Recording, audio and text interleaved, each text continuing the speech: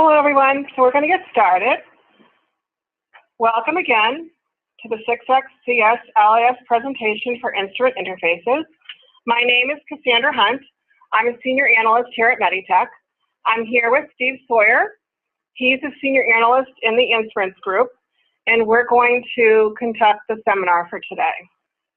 And if you have questions on the presentation materials that you're seeing, that you send it through to the Q&A. I'm going to begin the first part of the presentation, so it's likely that Steve will answer those questions as I'm going along, and I will very likely answer the questions as Steve is presenting. I also wanted to make you aware that we are recording this session to be made available to you within 2 weeks after this particular presentation, because we do need time to translate and edit. So if anyone has any issues with this being recorded, we ask that you make us aware now, and we'd be happy to stop that. I did send out the PDF slides of this presentation because we do try to take screenshots of everything that we're showing. Because of the large file size, I did get a few rejects of the 80 people that signed up. So please let me know if you had an issue and didn't receive that, and I'll be happy to send it back. So I will send it back to all, send it out again to all registrants afterwards, because I couldn't tell all of who did not receive it. We will go on ahead. So here's our contact information. Again, I'm Cassandra, so you can reach me at this email and phone number. I'll show you this again at the end of the presentation, and this is Steve's email and phone number information. On the agenda, we are going to cover requesting an interface. That process may be different depending on your specific contract, whether or not you need to go to us at your sales, but you could always start off with us. We'll cover the wiring information and instrument information, as well as the connectivity guides that we have on meditech.com. There is a vast amount of information that our customers find most helpful. We will discuss the setup in the device dictionary. We'll also discuss how to do a device watch. We'll go over very lightly the data processing desktop. We'll cover the analyzer type dictionary, the analyzer dictionary, and the analyzer desktop. I cover this for laboratory, all three, and Steve will go into those for microbiology and blood bank. We also go into a troubleshooting section, which will be very helpful for addressing any issues that you may encounter once you are live with your interfaces for a while at any point, and even the instruments themselves. We will cover the standard auto verification. That would be auto file and auto release. I do want to let you know up front that the enhanced auto file that those of you in 615 or 616 as well may be aware of, that requires a specialized training. We recommend that you wait to inquire about that until you're at 615 Priority Pack 42 and 616 Priority Pack 18.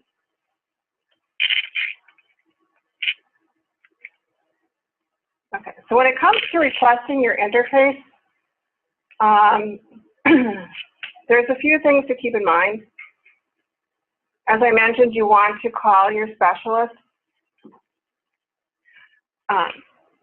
We create a task always to track that process. What you want to keep in mind that it takes us at least 60 days for delivery on a standard interface. And when I'm speaking of a standard interface, that is one that we know to be working already at a number of our hospitals. So it's one that we have worked on in the past, and we know that code is sound. So plan to allow at least 60 days on delivery of that. That is provided that has been verified by our legal department for a go-ahead on our end. We do need to wait for that. So that's why we ask that you plan ahead. So just let us know, even if you're not firm that you need the interface. If you're just thinking about it, go ahead and ask us, because there's never any pressure on our end that you go ahead and purchase it. We can always just close out any estimate if you so decide that you don't need it. If it's a brand new instrument interface to us, we will ask you for the specifications. Those you need to obtain from the manufacturer, because in those instances, we need to consult with our programming staff to see if first those are feasible for us to even interface to. It might not be one. It might not be an interface that we can code in our group. We might need to send it to the interoperability group, or it just might not be a particular interface that we can provide. So that's why we say the key is to plan ahead. Again, we do move along here, but I say that you can stop at any time for questions, send them on through the Q&A. I will pause to look at those and just to ensure that you're digesting everything that we're covering. So the resources on meditech.com, this is where we house quite a bit of information that involves mainly the instruments and hardware. So that information is not necessarily information that we have determined. So it's information that we have gathered from specifications that have been forwarded to us by manufacturers or other users. But the reason why we post it there is because it's been deemed to be quite helpful for our customers. And it's a great source of useful information. So I'm going to show you how to get there, but I included this pathway for your reference. So when you get this presentation, you will see the pathway. So I'll just go down here that when you go to www.meditech.com, the pathway is customers, products, resources, laboratory and information. And then if you're 6, it's conversions and interfaces. And if you're CS, it's devices and printing. And then that brings you to our our instruments page. And this is what it looks like. It's essentially the same. It's pretty much identical between client server and 6. So that's what the page looks like. And then there's 3 major headings: getting started, instruments, and term servers. And I'm going to go there now so you can see what it looks like. So here we are. I left off at the instruments. So click on instruments, and there we are with getting started. Looks like it's missing something here. This is a wonderful thing, a beautiful thing. So let's start with instruments, and then I'll figure out why it's missing something. So when you're starting with interfacing, usually you're considering an instrument first. So there's a few ways you can search on this page for your analyzers. If you have been using this website for a while, you might be able to search by your favorites. But I'm going to try to refresh the screen first because I'm not sure why this is looking this way. So bear with me because it's not supposed to look like this. So I'm going to actually start the long way because it looks like, and which is fine because then you'll know how to get there even better. So customers and product resources. So you can either go under client server or 6, which is fine, and then laboratory information systems, and then instruments, and it's still not refreshing. So that's fine. Okay, so let's view by name. We'll go into term servers first, and then instruments. Okay, so there's 2 ways you can search for your analyzers. There's the alphabetical search that goes across the top, or you can search vertically. But I'm looking for a particular letter. I want to search a dimension. So I'm going to click on the D. And just so you're aware, those that are bolded are the ones that we have information for. If it's not bolded, it means that we haven't collected enough information in order to post it here. So as I scroll down here, I see that I want to discuss the dimension. So I think I want to talk about the dimension RXL today. I'm pretty sure. So I'm going to click on the dimension RXL and see what we have here. And then for the dimension RXL, you'll see that there's 4 tabs underneath that setting. But let's start with this page here. It tells you the vendor. It tells you the module. It tells you the communication protocol. When I'm speaking of that for the interface, what this is telling you is that we already know the dimension is bidirectional, but it's also telling you HQ. That means it does host query. So that communication protocol is host query. We'll discuss that more when we get into the dictionary setup. But that is good to know. And it also tells you the similar analyzers. And that can be important because we use actually the same interface. We deliver the same interface for all of these other analyzers. And that does come into play because when it comes into other dictionary definitions in the analyzer type dictionary, we use the same codes, the same upload and download codes. So that's something that you would want to keep in mind. But when it comes to the specific settings on the dimension RXL, we have found that these are important. So when we find something out, we will note it here under settings. If there's anything specific with the notes, we will put this here. So we have also found that when it comes to entering the quality control on the instrument itself, you have to precede that identifier with QC in order for that sample type to be uploaded to Meditech. So those are the types of information that we will include on the instrument pages. And again, we don't have it all. We try to, as soon as we find out, we will post it here. And again, we welcome you to provide us with anything that you know, and we will post it here as quickly as we can.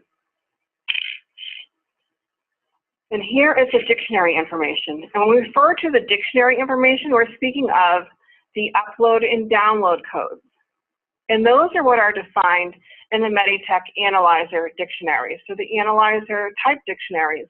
So where you're assigning your upload and download codes. So the instruments will know how to send either the results or the demographics. So you can see these are the codes that are assigned for the dimensions. And these are usually determined by the analyzer. So the instrument manufacturer will have included these in the specifications. We put these here to make it easier for our customers. And you can also see that these have a sample type prefaced here. So if I scroll down to the bottom, and the fluid types will be noted. So this is the fluid type for serum. But if you're using plasma, you would preface it with 2, urine, so on and so forth. Again, if you have any questions as I go along, or if you need me to recap anything at all, please feel free to send that information through.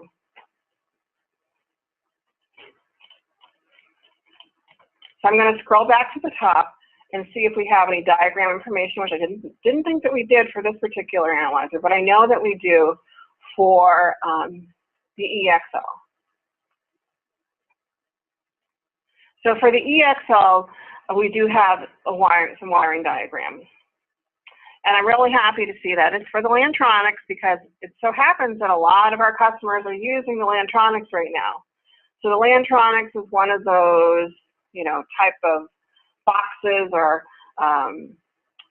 term servers that a lot of our customers are using. So we do have the pinouts for this particular model noted here.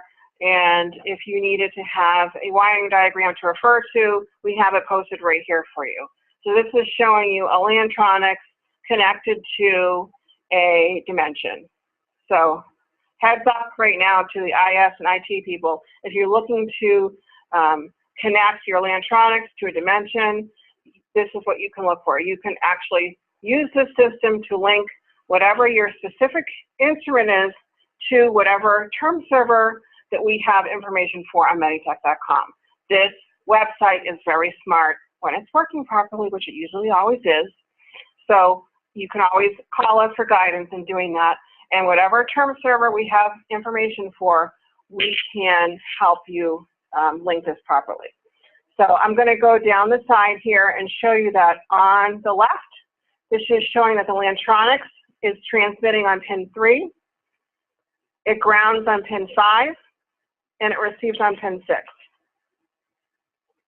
On the right, it's showing you the instrument side of the pinout, so it's showing you the dimension, receives on pin 2, it transmits on pin 3, and it grounds on pin 5. So that's the configuration for this particular analyzer with this particular model of Lantronix. So I'm going to back out of here and go to the front page, and oh, our servers are coming up.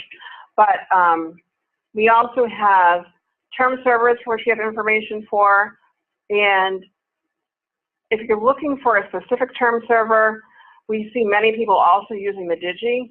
So when we're speaking of the term servers, we're talking about a serial connection. So please keep that reference in mind. So when you're speaking of a terminal server, you're speaking of a serial connection. So this is another common, these are a few other common ones we see. The Digi, again, they have similar search criteria. You can view by name, by platform, by vendor. These are somebody's favorites. And they have two major headings. They have a note section and a diagram section. The first thing you will see is how to access into them, how to telnet. So depending on what type of session you're at, if you're in Windows or Vista, or even if you're on a good old console port, you need to know how to get in there. And I mean into the physical term server itself. And these are the commands that you follow, because you need to know how to log on to that. Again, I'm hollering to those IS and IT people out there, or those who wear those hats. Some of us wear many hats, I understand that. Here we are with the note on the communication parameters. And what I want to state here is that it's noting the baud rate of 9600, stop bits of 1, data bits and parity. What we're saying here is not that you have to have these noted as such. What we're saying is that we know these are good starting points. So whatever your manufacturer says to use those. Just ensure that they match between the instrument and the term server. That's what matters to us here at Meditech, that those two align. That's all we really care about. What is essential for Meditech is when you get into defining the dictionary, and when you're in 6X and CS, that's the device dictionary. You do have to adhere to a specific formula depending on what model of terminal server or connection that you're using. And right now we are speaking of a serial connection. So for the Digi, that formula is 2100 plus the physical port number. So if you're connecting, whether it's a multi-port or a single port, whatever that physical port number is, it's 2100 plus the port number. Here are some other port settings that we know have to be set properly. And here is the kill command. So if you need to log out a port on the Digi, it is essential that the IT and IS people know how to execute this command, because if you get a cannot open to port, usually following an unexpected downtime, or even when you're setting these up for the first time, they will need to be able to log out a port. That is what it's called on the Digi. So that's how we show you how to log it on, up where I showed you up above, because you'll be able to need to know how to log it out. And then there's some other port configs that are necessary. So I'll scroll back to the top, and then you'll see the other diagram that we have. And this is just showing different configurations for the Digi with varying jumper ring analyzers. So you'll notice that on the left-hand side, it's showing the Digi. And I'll scroll down slowly just to show you that the Digi is transmitting on pin 4. It receives on pin 5, and it grounds on pin 6. This is now showing you an AMAX analyzer on the right. It transmits on pin 2. It receives on pin 3, and it grounds on pin 7. And as I scroll slowly now, and you can see that it's showing you the different connector types, but the pinning does not change with the Digi. It remains consistent. It's always going to transmit, receive, and ground on the same 3 pins. So I know I've said quite a bit there. If you have any questions on what I've stated so far, please let me know. So what I first covered were the serial connections. So I want to let you know that that is covered under this section with on our website. So even though we do always are available to discuss things with you, I wanted to let you know where you can also refer to it on your own. And we do have other information on meditech.com as far as network connections. Network connections don't involve the term server at all. So we have the TCP/IP connections. So those are becoming more and more popular now, because in your platform you can either have the analyzer communicate as the server or the client. So I'm going to go into our presentation to talk more about those. So just so you know, you can go to meditech.com. We have those wiring resources available. And I was just speaking of a serial connection. And with the serial connection, Meditech's connecting to the term server is connecting to the instrument. With the TCP/IP server, one party is initiating the connection, and the other party is awaiting the connection. And the device dictionary is where everything is going to be defined. I'm going to show you where that is in the system, but just to recap the serial connections, we will talk about what those look like in the system, but I want to talk about a little bit about what the TCP/IP connection is first. So with TCP/IP Meditech as a client, you're going to need to know the IP address of the instrument or the server. And you need to also know the port used by the instrument for the connection. The listen timeout is going to be blank because the interface is not listening for a connection. And as far as Meditech is concerned, this is the same thing as a term server connection. It can do the same thing. The setup in Meditech is pretty much the same as a term server. This will all tie in and make a lot more sense when we get into the device dictionary setup, but the relationship is pretty much the same. And it doesn't make a difference to us how you set this up as long as the analyzer has the capability. And you also will be able to execute a device watch, which is the next thing we're going to cover after setting up the device dictionary. The other TCP/IP connection is Meditech as the server. So that would mean that the instrument is the client. In that relationship, you would be having the network name blank, as the interface would be listening rather than connecting. So the port that Meditech will listen to is that Meditech is listening for a connection. So you're opening up on your own background job client. And that's where we'll be asking you to possibly, we would recommend really that you run a netstat to see what ports are available on your network. And in those instances, you need to know what IP address your background job client is on, whether it's on the local IP address or the network IP address, because that information needs to be defined properly in Meditech. So before we go into that device watch, I think it's important that we actually go into the system and look at where this information is defined, because I think it will make more sense. So let's start from the main menu in a Meditech system. So you go to Ancillary, Laboratory, Dictionaries.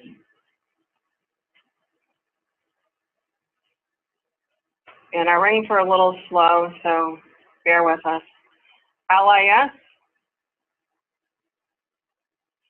A through L, and then device. Enter edit.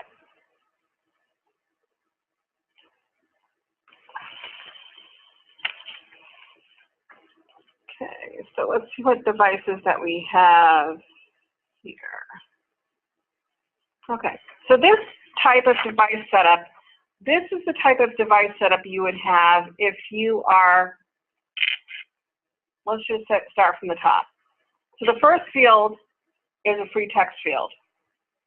So you define it how you like. Most people define it some resemblance to the analyzer. This is usually set up by the IT staff. Generally speaking, the device dictionary is set up by IT or IS. You would make it active and you would give it a name. Again, usually it's set up by IT, and the reason why they make it some resemblance to the analyzer is because the rest of the staff who is setting up the dictionary, so they'll know what to link it to with their analyzer type dictionaries. The type, you'll see the choices here if you pull them down. Do an F9 lookup. They're COM1, COM2, and socket. So essentially, you're always going to choose socket unless you're connecting directly to your computer. So whether or not you're connecting to a terminal server, and we discussed the terminal server connections, whether you're using a TCP/IP with the analyzer either as the client or the server, you're going to use a socket connection. The usage. If you do a lookup, the choices are lab, mic, BBK, or COM. So choose them in accordance to which module that you're, or which application that you're connecting to, unless you're connecting to a computer. That's the only instance that would vary. So if you're connecting directly to your PC, you would choose COM. And people do use them. It's very rare that I see someone connecting to their PC, but it has been done. The network name. The network name this is where you assign the IP address if you're using a terminal server. This is the IP address of the term server. Or if you're using a TCP/IP connection with the analyzer as the server, it's the IP address of the instrument. In the port number field, this is where we are going to be defining the port specific formula that we talked about.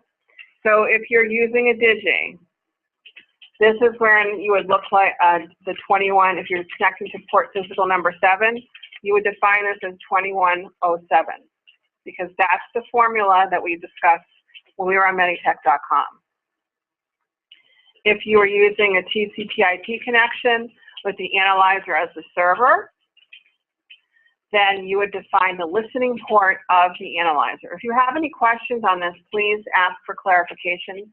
I know it's a little bit confusing, but I want to let you know that the relationships that we just talked about, whether you're using a terminal server or a TCP/IP connection with the analyzer as a server, those are essentially the same thing. Those relationships are pretty much the same.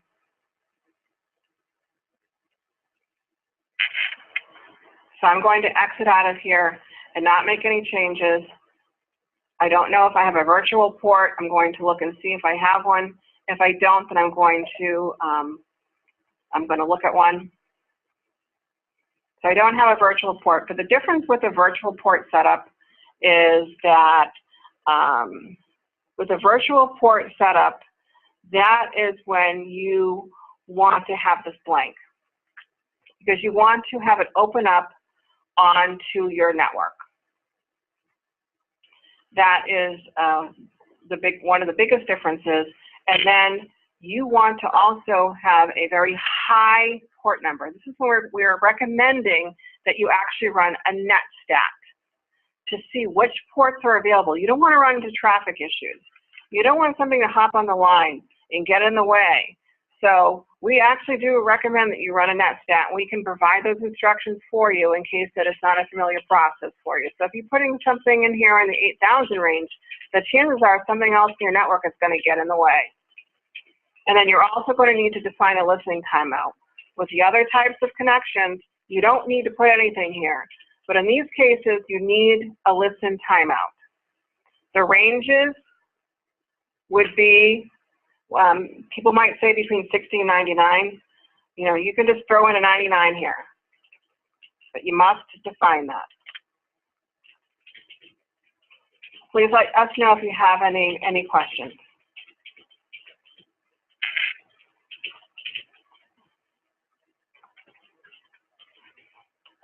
Okay. So just, again, everything that we talk about is pretty much it's backed up in the slides. And we also are happy to verify that information for you. And as I've stated on this slide, what we would recommend is that you do a device watch when you have your hardware connected. So when I'm speaking of the hardware connected, I'm speaking of what we just talked about in the device dictionary, except when you have that last type of connection with the TCP/IP, with the analyzer as the client, you cannot do a device watch. So anything else, you can go ahead and set that up without even having the interface there. It doesn't involve the interface software at all. But otherwise, a watch can be done. So with a terminal server serial connection, or with a TCP/IP connection with the analyzer or the server, you can set those up, and you should set those up and then perform a watch. And just so you know, I did hyperlink the instructions when the website was working just perfectly fine. I did put in the instructions. I put a hyperlink in here to the instructions, and we will go through those next. Because the device watch is an important tool that we have. It's very high-end. I'm sorry, I'm going to call it high-end in your releases in 6X and CS, because it's pretty fancy. It does, and I know it's so fancy that sometimes people don't know how to use it. So that's why I want to make sure that people do know how to use it. So it checks the connectivity in one direction, from the transmit on the analyzer to the receive on the term server. And we recommend that before you even try to use the interface, because it's not involving the software. And you can't use the software if you don't have a connection. So that's why we recommend that you do that you use that. And so it's checking the transmit on the analyzer to the receive on the term server. And it's a tool that you use upon initial setup, or even when the specimen seeks to cross the interface and locks have been ruled out and you're not sure what's going on. It's looking at that raw upload on the back of that analyzer's port. I mean, the only issue is only checking that one direction of the connectivity. It can't check the reverse direction. Some certain points I like to make sure people are aware of, that some analyzers, such as the Vitros, and we also, in that note section that I pointed out in meditech.com, we try to let you know that there's certain analyzers, such as the Vitros, that have to be set in upload-only mode. And the Advia 120 and the 2120 and the Cobas, they can't perform a watch in its typical manner because they require an ACK or an acknowledgement from us, the host, before they can communicate.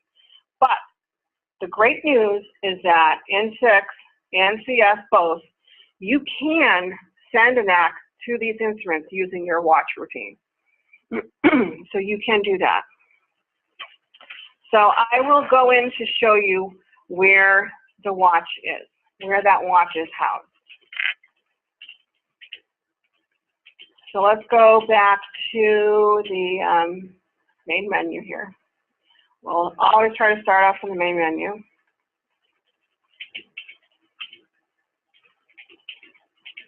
So we'll go into LIS main menu, laboratory, desktop. I'm going to go in through the desktop. just because I wanted to show you the data processing desktop, because there's a few other things in here that are important for you to look at.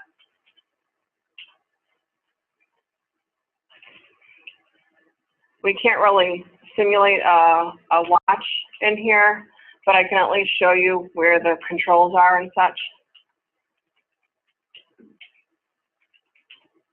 And here's the device watch button to the right.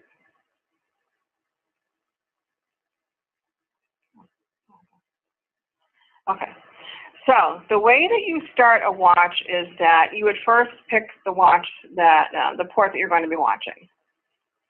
So you would identify whichever port you're going to watch, and then you, so you click on the, what you're going to watch.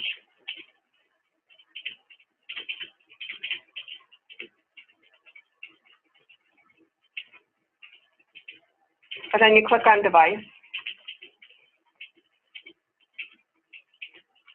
And then you want to click on enter.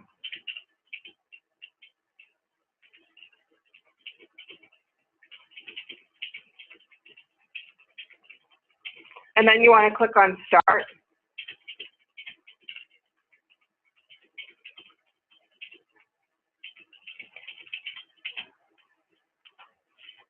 Oh, I'm getting an error. And then you have to click on save.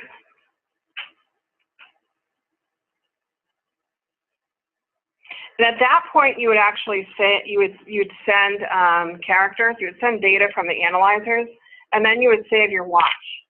So once you save your watch, I actually, you have the option to view it as a report, or you can look at previous watches. So I view it as a report because it looks cleaner to me. It doesn't, you can view it with these, you know, and it shows you on the website what all these circles mean, the X, hex, and dex. But I view it as a report, and it just shows you the ASCII display. It just actually shows you the numerical values. But I have included in the presentation what it looks like. So I went through the instructions, and this is what it looks like if you're not viewing it as a report. And it can just be a few characters. And this is a typical pattern that you might see. And 0504, 0504 repeating. The end of transmission and the inquire repeating. That's a common pattern that we see with a lot of analyzers, including like the microscan. The Beckman Coulters, instead of sending the 0504, we would see a series of 22s. The Vitex and the Dimensions send their own patterns. But essentially what we consider a valid watch, and I put it over to the right here, is above 0 and below 127. So different analyzers will yield various ASCII values. But it's just important to know that you know you have a good connection in that one direction. So that's a go sign for you to go ahead and use the interface. So if you have this, you know that you can go ahead and use your interface, and that's a good sign. And what I was telling you is that for those analyzers or those that can't accept a watch in its typical pattern, you see the send option at the bottom of the screen here. You click on that, and it brings up the option for you to send an acknowledgement to the host, and you can send an ACK. So you can send a 06, by the way, which is an ACK. So you could go ahead and send that character and then see if that is accepted. So if there's any questions that you need clarification on, please send that through. Oh, okay. Because Steve is really manning the wheel there, and I know he's great at answering questions. He's fantastic if you have him. He loves answering questions. So please, if you need anything at all, let him know. The next thing I'm going to do is go into the laboratory dictionary setup. That is something that you obviously need to have your interface for. So once you have your interfaces, We have let you know that those have arrived. You would get that in a delivery and testing task, and we would say to you, hey, you have set interface. This is what you need to do next is set up your analyzer dictionaries. So just so you're aware, if you are CS in 6X prior to 615 priority pack 40 and 616 priority pack 16, your analyzer type dictionaries just has 3 pages. So I'm going to go in there now.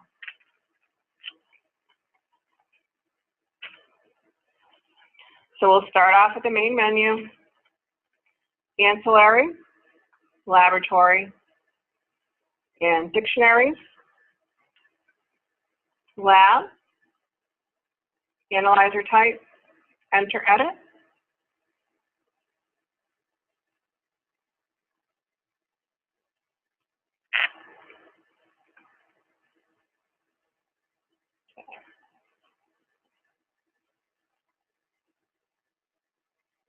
And I love talking about the dimension. Okay, so the first prompt you get to is always the mnemonic. It's free text, so name it however you like. You want to make it active. Active, yes. You give it a name. This is also free text. At the interface field, this is where we have actually defined the interface program. So we would let you know in that delivery and testing task what we have assigned. At the auto match prompt, you would want to answer yes here because you want to have those specimens, you want to have, that identifier, which is either a barcode or a specimen number, automatically match upon being uploaded. The auto file, the choices here are yes or no. So I won't spend a lot of time on auto file because Steve is going to get to that in the troubleshooting. But the auto file is one of the auto verifications options that are standardly available in 6X and CS. So the choices here are yes or no. The order only uploaded QC tests. You would say yes if you want to restrict the ordered QCs on the specimen to only those that have been included in the transmission. And I found that this sometimes is a little bit confusing for people. So just to elaborate further, when it's set to no, if the QC on this analyzer had 20 tests associated, you would see all 20 whether or not the analyzer ran them. So you had 20 tests that are associated with this instrument, and the analyzer only ran 7. If you had it set to no, you would see all 7 channels. You would see all 20. You would only see the results for those. You would see all. Sorry, now I'm tongue-tied over it. So if you had it set to yes, you would only see the 7 that were uploaded, and the rest would be NP'd. Does that make sense? Please let us know if you need clarification. Okay. The same result is repeat. Most of the time it's set to yes. The reason why I have it set to no is because this is a dimension.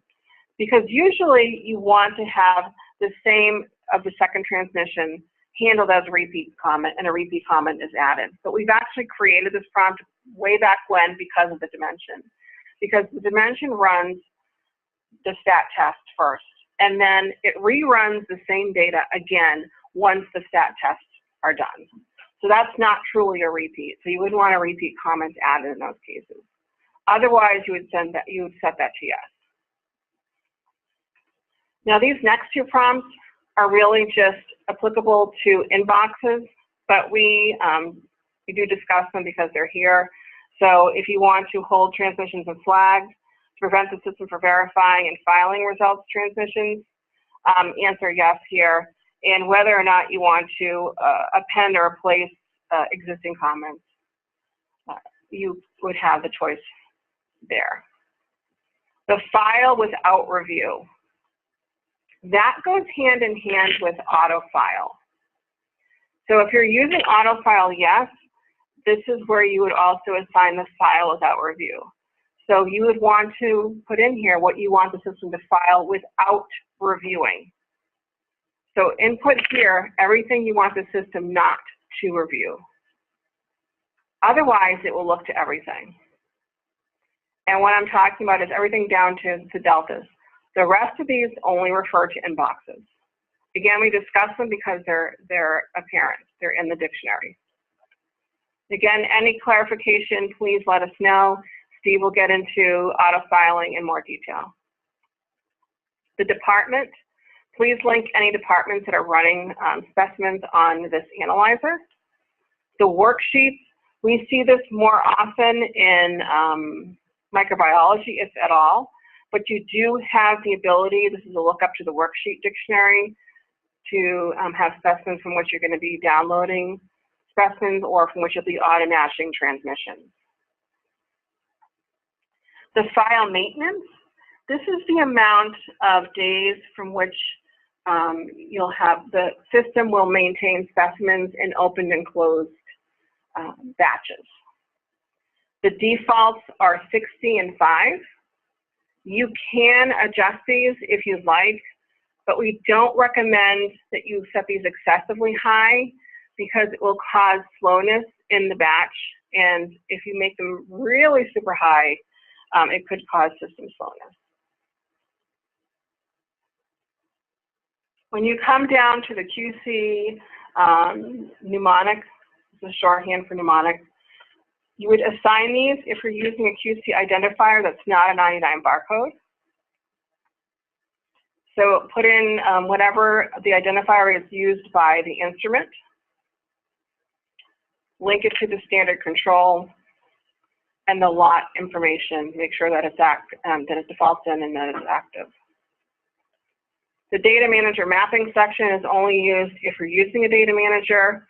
You would want to assign as an upload code whatever the analyzer ID that the specific data manager is sending. Usually it's sending more than one. That's why you're having a data manager, because you're connecting multiple instruments to it. And then what other method you want to assign to that. And that's look up to your method dictionary. So that's page 1. On page 2, these are your prefix codes. These are important for auto matching. At the very minimum, you need a default prefix. I really don't know why we have the same thing here, but you would need not to have this twice. So if the only thing you have is chemistry, you would only need to have the default prefix defined. It has an assumed numeric code of 0. If you had any others, you could define them accordingly. The desktop default. What you're assigning, just to keep a picture in your mind, what you're setting up here in these dictionaries are how you want the information to appear in the analyzer desktop. So how you want that information to be sorted by in the desktop, which is where the specimens are flowing to and from the instruments, from the analyzers and into Meditech, and from Meditech to the instruments. So the options are to sort by transmission, sequence, identifier, and status in ascending or descending order. And also, do you want to hide or complete those specimens upon you want the specimens hidden upon being completed. So once all that activity is done, do you want them completed? And generally, the answer is yes, so the list is not cluttered. Also, if you're using barcodes for identifier, you want this to match, so you want to set that accordingly if that's what you are using in the analyzer dictionary. The transmission code functionality, this allows you to assign codes that the instrument sends. So this is where you assign the code that the analyzer sends. The next field is for the text to be defined. So the technologist will know what that flag or code means. And then here are the review and restricts. And how these work is if you define review to yes, any code that has been defined that's associated to a result, so if a result comes over with this particular code, this will set the review flag. And if you were to assign restrict, that actually will remove the result from the transmission. So we would say that to use caution with using the restrict, because again, any result associated to this transmission code, that result would be removed and would only be accessible in the review in the raw data screen. Page 3. This is where you're setting up your channels, your particular test channels. These are synonymous to whatever you have running on the analyzers themselves for whatever well or channel or have you that's on this particular analyzer. You need to set one up on this page accordingly. So this is free text. The next field are your methods, and this does not need to match the test dictionary default. Whatever you assign here is going to override that. What you're saying here is what you want to have filed with this particular procedure in this channel with this test. The upload codes, they tell us what test to file, what result to file, and what channel to file it in. The download codes, they're telling the analyzers what test to run and what channel to run them in. Again, these are usually determined by the instrument manufacturer, and as we mentioned earlier, if we know what they are, we post them on meditech.com. The mult field, this is for analyzers that don't send decimals. So if the analyzer sends a result of 280 and it should be 28, you would define a multiplier of 0.1. And the var, you have the option to have the results automatically file at a verified status. Now that could be just because you want to have this resulted and you don't want to verify it in the batch, or if you're using autofile, then yes, you want to have that at a VAR status because they will autofile, but if you don't have a VER set to yes for every test, they will not be at a verified status. Now these low limit sections, if you decide to use these, this is where you allows you to set a range of linearity that the system will look to based on what the analyzer is looking at. These are not to be confused with the reference ranges. So if you decide to use them, the system is hard-coded to flag DIL for highs and RPT for lows, but you could override those here. You could decide that you're going to put in something different if you decide to use these fields. Please, again, don't confuse these with the reference ranges. This is solely for this procedure on this analyzer on this channel. Again, please ask for clarification if you need it on this. This is another area that sometimes causes confusion with our users. So that is the setup for the analyzer type dictionary for all of the CS and 6 users.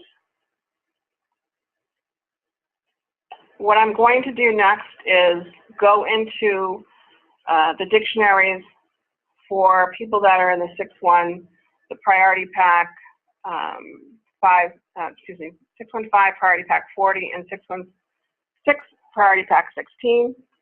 I'm going to just cover the differences and the reason why you're seeing those differences, because I think they're important. I'm going to show you where we've moved things around a little bit. Those are also, everything that I'm showing you here is also in this presentation. So,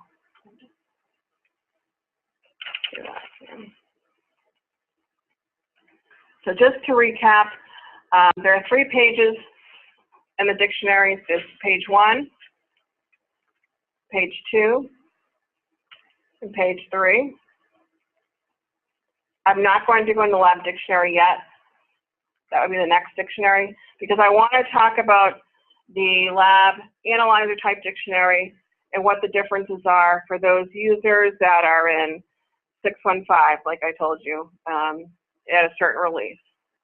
So the functionality, just so you're aware, is the same. So I'm only going to point out how we've laid things out differently. So on page 1, you'll see that we moved the prefix codes from page 2 to page 1. So your prefix codes are over here.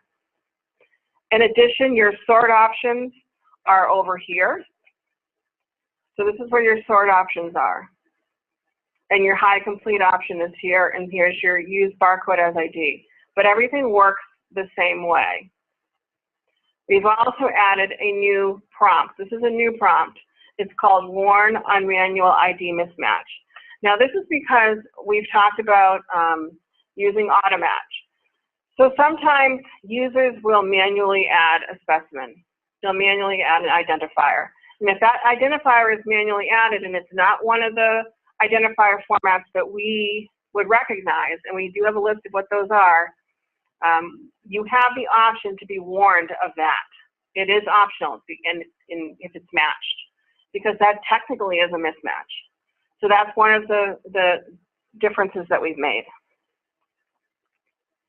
On page 2, all of your filing options are on page 2. Again, if you have any questions, please send them through. Page 3, that's the same. All of your dictionaries are on, the dictionary channels are still on page 3. Now I'm going to show you here that page 4 will generally be grayed out. That is the way it should be. The reason why it is grayed up is because it's not going to be accessible unless you have enhanced autofile on use. And I'm going to tell you that you're not going to have enhanced autofile on use unless you've been to a specialized training. And I don't really know anyone that has. It's controlled at the system level and the LIS parameters, and it requires a specialized training. We are not going to be discussing that today. But I did include a screenshot of what page 4 would look like, because at some point we expect that people may be using it. So this is what it looks like. So for people that may someday decide to embark on that specialized training, this is what the page looks like. Again, it's controlled at the system level. So if you have questions on that, you can talk to your instrument specialist. At this point in time, we're still using the standard auto verification. The reason why you're seeing the 5 pages is because we're laying the groundwork for that.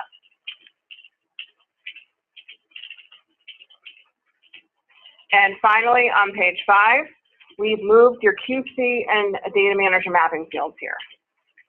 And also, you see that there's a little bit more room. And we've changed the QC mnemonic. It's now called QC identifier. So we try to make things a little more clear. And I think it does. I mean, hello, yes, QC identifier makes sense. And it does make sense to call this instrument ID.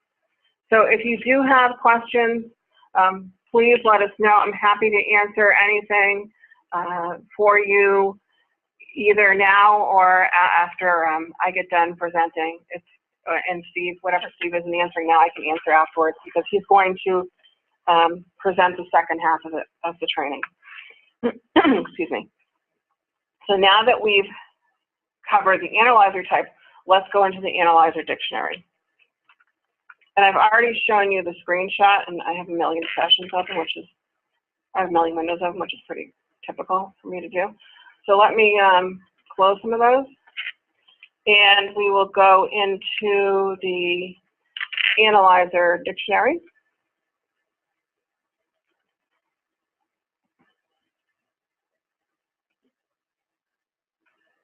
To discuss that.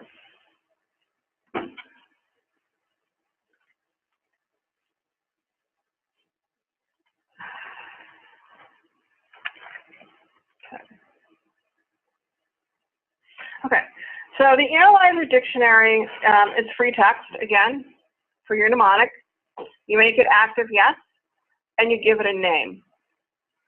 So the site, this is very important to keep in mind, because our interfaces are site-specific. So you want to define it to the site to where the analyzer is located. So if the analyzer is at main lab, define it at main lab. The type. This is the analyzer type that we just defined. The ports. So the system is very smart. If we have assigned this to be bidirectional per your toolbox, it will require you to stop at both the upload and download ports. So if we define it to be bidirectional and it both uploads and downloads, you'll have to define both an upload and download port. And just so you know, these ports are synonymous to what has been defined in your device dictionary. So that's what will be linked here. That's why I said that normally the IES people and the IP people will have defined those ports to have some resemblance of what the analyzer is, so that the users would know what to link here. Excuse me. The next fields, these you would not have anything to do with, would not have to be involved with any of these unless you're connected to a computer, because all of these would be defined on the actual connection. So if you, depending on if you're using a term server or network, it would be on the actual analyzer or the term server. We're coming down to our downloading options. The standard options that are available are received and none. So the none is used if you're using manual download or if you're using host query. So host query is the analyzer's downloading option. Host query is what the RxL, the dimension, does. So the burden is on the instrument. And when I say this because it's important for us to be aware of that, because the analyzer must send us a query for the order record. It's got to ask us for it. If it doesn't ask us for it, we aren't going to send it. So there won't be a download. And we can always look and see why we're not getting it. We can look in the trace log and say, oh, okay, that's why download is not in frame. We're not getting that query for it. And then we could consult consult with the vendor, and we could figure out why that might not be happening. The REC option, that's Meditex downloading option, which reminds me that's why I wanted to talk about the system status option, because that's Meditex downloading. That's broadcast download. All that needs to happen for that to work is that broadcast download job needs to be working, and the specimens need to be received at the same site that the analyzer is located at. So as long as all that is in order and there's a valid connection, of course, those specimens will download to the analyzer. The specimens do not need to be on the instrument, unlike with host query. Host query, you stick the tube on it, the barcode has to be read, there has to be a query. With broadcast download, that doesn't have to be. The barcode has identifier. In most instances, if you're using a barcode and you're downloading upon receipt, this should be set to yes. You also have the option with broadcast download to assign rules. You can have priorities depending on what's in your parameters to have it download on the status of urgent, stat, routine. And then the auto receive upon upload, this is reserved for those robotics, power processors, or prep links. And I do see that we have this option, download upon order, enabled. You might not always see that because we do have to set that in the toolbox. You can always ask us to turn it on. That usually comes hand in hand with the auto receive functionality, but you can ask us to turn on download upon order. But I just want to let you know, unless you have one of those pricey interfaces that are usually $10,000 that have auto receive, it's not going to do anything. It's just going to change the order of the process in which specimens will download. Instead of downloading at status of received, they will download when they're ordered. You will still have to receive those specimens in the batch. Are there any questions? So I guess there weren't any questions, or there were a few. So we've taken care of those. The next thing we're going to get into is the analyzer desktop. That takes a few minutes, so I just wanted to make sure that people are okay and didn't have any questions. So I just want to verify that everyone can see the screen, because I'm going into the system now. So from the main menu, we're going into ancillary, laboratory, and desktops. lab analyzer. And yes, we can send out any questions. So any questions that are logged, we can send out to everybody. That's not an issue. All the questions that are sent in through the Q&A are logged. So we can send those out. That's not an issue at all. So I just went into the analyzer desktop. So it defaults to the list routine. And you can see that we have a batch running. This is on the RXL. So that's what we've been using for our discussion today. So I just want to show you before we get into them that anything that is, I know it's not strong to see, but anything that's lightly backlit, those are the options that are available for selection. So when you're backlit on a list routine, you can access the options, these buttons at the bottom. So we're presently backlit on list. So that means that you can select open, closed, all, new, create, or switch your analyzer site. So I'm going to be working with this current batch right here, and that says this batch is current. And I'm going to click on process. That enables all of the options. And when I do that, this is what I like to call the nuts and the bolts of it, because this is the screen where you can see what is flowed to and from the instruments. So when I'm speaking of that, I'm speaking of the results from the analyzer, and then this is bidirectional, so this is where the orders would be. And then this is if there were results that hadn't converted for whatever reason, this is where the conversion is pending. And just so you're aware, it does give you very specific reasons. Those reasons have become very specific now as to why the results didn't convert. So I will go down the list, but before I do that, I just want to hop down to the options because these are flashing at me. So I went down to the options, and I want to shut up for a fresh second. This is the only place in the system that I know that you can change these. So I'm going to turn this off so that when I'm going over it, it's not going to be flashing at us. So we went over the list option. The refresh option does exactly what you just saw. It recompiles and redisplays the screen. The next one is the status. You can look across the top here. It shows you the status of all of these up here. This is the status of the RXL. And you can see where the interface and convert job. So this is the status of our analyzer interface. You can see the interface is in error, which would not be a good thing if this is real life. You can also see the convert is stopped, which would also not be a good thing in real life. You can see that auto release is on, which I'm wondering if I turned it on. And then here's enhanced auto file. So that's the enhanced auto file. If that were in use, then you would see that would be on.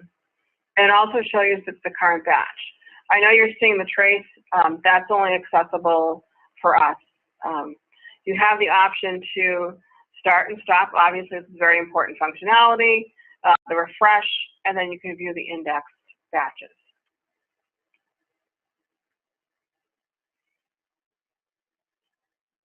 The convert, as I mentioned, if there were transmissions that hadn't converted for any reason, so the results hadn't converted, you would see those here. Otherwise, you would get this message that you have. The close, that's if you want to close the batch.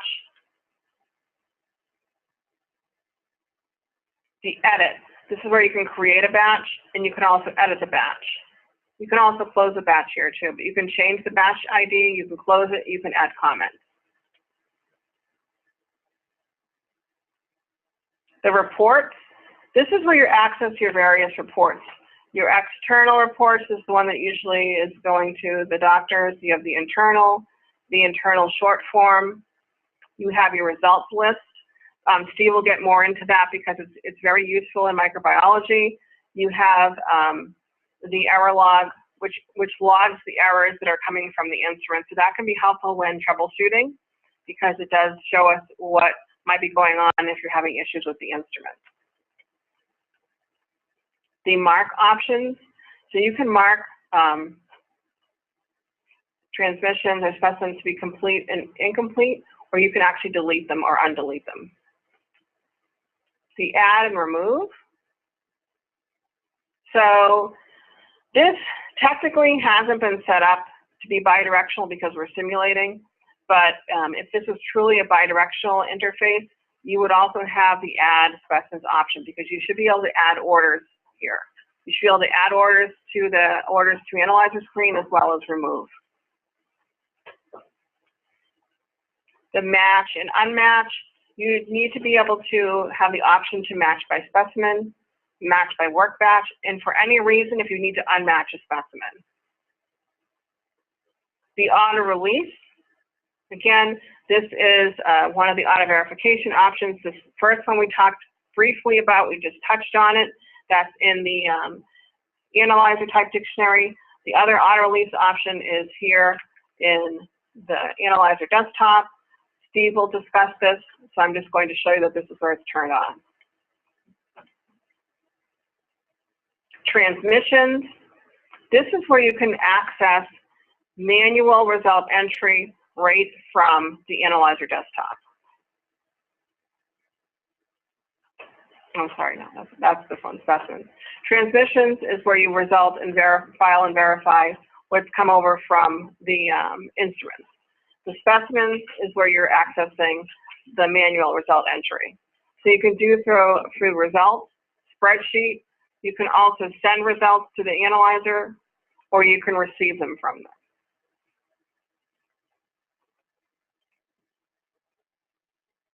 The previous results you can view through a spreadsheet, and you can also set up a view group where you can actually access different tests that might be clinically significant but not necessarily run on this instrument. The individual processing, if you click on that, you're going to get this pop-up message. This option is pretty much obsolete today. This was created many years ago for analyzers that can't handle downloads, that can't process downloads, and I don't know of any today. So for those that couldn't handle download identifiers, it just processed those sequentially, some of the old school blood gas analyzers. And here is the options tab. This is probably one of the areas that I think that people should be very well acquainted with when utilizing the analyzer desktop. For one thing, you need to be able to override your sort by options. So whatever you've assigned in the analyzer type dictionary, you need to be able to know that you can override those.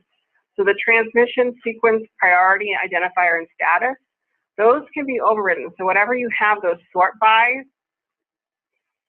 defined, you can override those if you need to recall anything on the list once you file them. Also, the hide complete. Again, if you need to recall something that's been completed, most of the time these are the defaults that have been set up. You want to pull them back, then you can do so. The refresh seconds, you can minimize or maximize those. Most of the time people want to make them lower because 20 seconds is a long time to watch those specimens refresh as those results are coming over, or to watch something file. We don't necessarily want it to take 20 seconds, but you might want to not have it blinking every, flashing the way that it was if you're looking at something.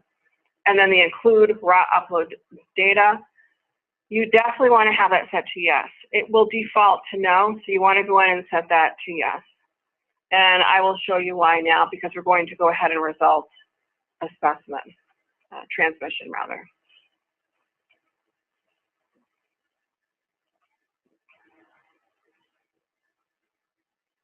So we have two transmissions on our list. We have one that you can see just by looking at the face of it. You can see that it's transmission sorting by what we set up in the analyzer type dictionary. So sequence priority. This is an identifier, which is a specimen number. It's matched. There's nothing flagging here on this particular one. And if I want to look at it, I can. And this is why we set that raw upload data to yes, because you want to view not only what's up here, but you want to be able to view what's in the record. This is the result record that's coming from the instrument. So this is why it's pertinent that you set that to yes, because then you can identify the information that's coming over. So yes, it's good to know, okay, here's the specimen information. Oh yes, this is the channel result information. This is the result. But down here is actually the result record. Here's the specimen record. Here are the result records. And if you look in here, you can see these are the actual upload codes. So 1K, that's the potassium code, and here's the result. And then if you look down here, there's 1Na, that's the sodium upload code, along with the results. So that's how you can identify if you don't know a particular upload code that's being sent. This is a very unique feature that is only available in your releases. And then for the next one on the list here, what's also important is that you can look in the information and see why there's an error and what that error is. So you can see review results, review error reason, result error. The result error is out of range. You can look and see all that information from here, in addition to, again, the codes. If you had a whole list full of specimens, you could just go down and check mark all and then result them in order. So I want to go ahead and result my transmission here. And at the point of clicking that, that's when it looks to everything that I've defined in the test dictionary. That's when it pulls to what you've assigned in the test dictionary. And I just realized I didn't go down to the last well, but that's where you attach the test in the analyzer type dictionary. And that's where it's going to pull to all those reference ranges. See, it's looking to those reference ranges and those units now. And these are the methods. And then your filing, at this point you can check mark your options, and then you can choose your filing options. You can either check mark the box, or you can use the underscored alpha option. So I want to verify all results, check mark and save. And then because we have the omit complete or the high complete set to yes, it disappears. But if you want to go back and retrieve it, you have the option to do so. You can go back, change this, and bring it back up. There you go. So that's just a quick demonstration of how the Analyzer desktop works for laboratory. So if you have any questions, please let us know. At this point, Steve and I are going to change gears. He's going to get into the rest of the presentation. Hi everybody, my name is Steve Sawyer. I am a senior specialist in the lab instruments group. I probably support some of your sites. If I do, hi again. If I don't, hi for the first time. Today I will be going over the Analyzer type dictionaries for Mike, Blood Bank, and then finishing off with some troubleshooting that could be specifically useful to lab directors, lab techs, any IT people that are on the phone. Will touch a little bit on connection and hardware, stuff like that. So hopefully it'll be something useful for everybody. But to start, we're going to look up the Analyzer type and Analyzer dictionaries for microbiology. So like lab, when you have an interface delivered, the first thing you're going to want to do is set up the device dictionary. They're both set up the same way, except instead of lab, you choose mic under the connection type. And then mic analyzers can be set up TCP/IP or serial. I haven't seen too many TCP/IP ones, but most I've seen are serial. But again, the same rules apply for micro, blood bank, and lab in terms of connection setup. So the first thing we'll look at is the Analyzer type dictionary. I'm going to hop over the system just to make it a little bit easier. So from the lab main menu, under dictionaries, micro, analyzer type, enter edit. So I'll do a lookup and I will choose my micro scan. The first difference you're going to notice is that you get a pop-up saying load antibiotics, organisms, or sources. This is specific to microbiology. You won't see this in any of the other dictionaries. And what this is basically the first time you set up one of these dictionaries, when you set up all of your upload codes for antibiotics, for your organisms, for your sources. Rather than go through the hundreds or thousands of those that you have, you can just load them all this way. So that way on page 3, like I'll show you in a minute, everything in your system will automatically pop up. So right now I'm going to say load antibiotic sources, yes. Down the bottom you'll see it do its thing. It's going through all the dictionaries and loading them. You see some of the same fields we saw earlier. Is it active, yes or no? This is your free text name that you'll see in various places, usually in the desktop and such.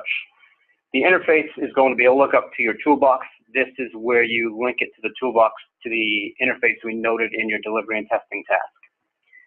Default method, this is the default method that will be used if there is no method listed anywhere else, even though a method is required on page 3. Auto match should always be set to Y, so that way when a specimen uploads, it will match on upload. Autofile. So currently in microbiology, autofile needs a customer to get working correctly. So if this is something you want to pursue in microbiology, I would recommend talking to your specialist about it first to see what custom, if any, is needed.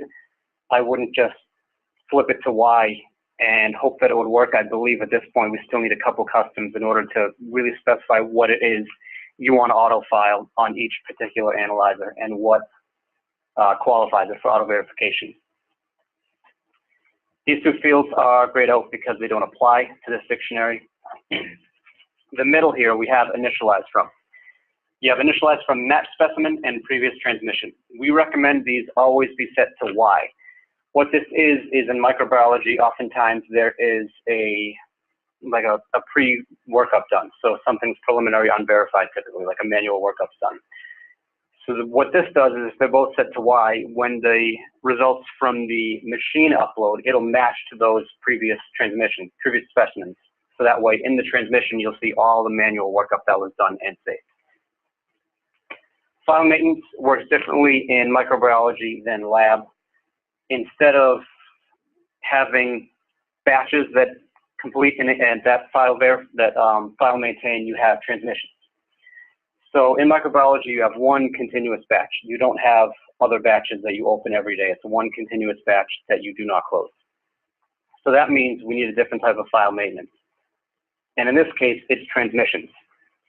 So what the file maintenance days are, you set them for incomplete or complete transmissions. So in this case, an incomplete transmission would file maintain after 14 days, and a complete transmission would file maintain after 5 days. And like in lab, you can change those to, I guess, whatever your heart desires, but I would not recommend doing something ridiculously high because that will significantly impact your load times when you're loading up the batch. So no matter what the module, I would never recommend setting it to something fairly high. Try to keep it reasonable, I guess. Warn on manual ID mismatch. This is a newer field like Cassandra went over. This just checks the specimen to make sure that the identifier that's uploaded is somehow attached to that specimen. And then if it isn't for whatever reason, you will get a message telling you it isn't.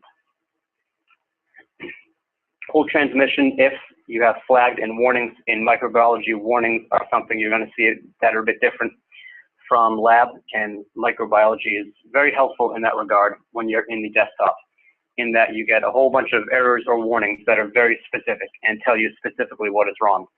And in an example I will get to later on, I have one of those that you can see. Department, like in the other modules, you will always need to have a department defined. QC mnemonic, again, like lab, any QC that's uploaded from the instrument, the QC mnemonic here will need to be exactly what's sent from the instrument. And then you can link that to your different materials, your organisms, and your lots. And it'll tell you what status it is based on your standard and control setup. On page 2, we have our desktop defaults. again, we have omit complete, yes or no. This says if you want to see completed transmissions or not. You have your sort by options. You want to sort by transmission, sequence number, identifier, or status in ascending or descending order. Use barcode identifier for download. This is something that became standard in Mike because a lot of people were requesting it. When you're manually downloading in the Analyzer desktop, there is a field that says use barcode as identifier for the download. That it wouldn't default over there, so what we did is we added a field in here so that you could default it here. So that way, it'll always default to use barcode as identifier for the download. Prefix codes, again, in order for something to auto-match, you will always need at least a default prefix and then any other prefix defined there. Data manager mappings, if you have a data manager, like an Epicenter or something, or Mila, then you can specifically map to what instruments are connected to the data manager. Like in lab, you're going to need to know the specific code that's uploaded from the instrument or the instrument ID to define there to match to the correct instrument and method. Page 3 is where you'll see the bulk of the differences from lab and blood bank. As a whole, top half refers to the setup by panels. So the first field here that you see is panel, and this is like our upload code field in lab or blood bank.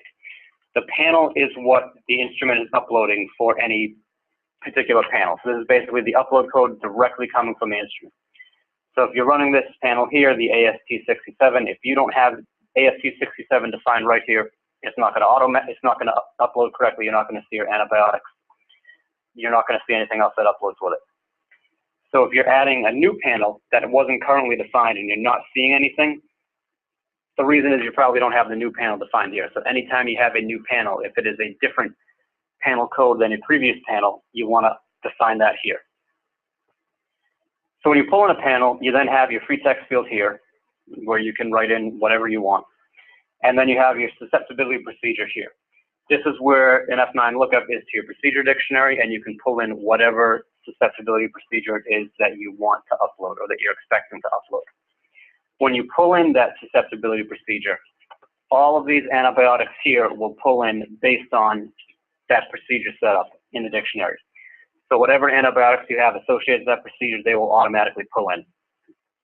And from there, you'll just need to define the upload codes. Now, the way these upload codes work in Mike, and I'm talking about antibiotics, organisms, and sources, is that when you pull those in, if you do not define an upload code and save that, they will not pull in the next time you go into the dictionary and say, load in antibiotics, organisms, sources, yes. If you say no, it'll only pull in anything you've saved that has an upload code. So because these top 3 antibiotics have upload codes, they will pull in. Because this organism has an upload code, that will pull in. These ones will not. Same with source.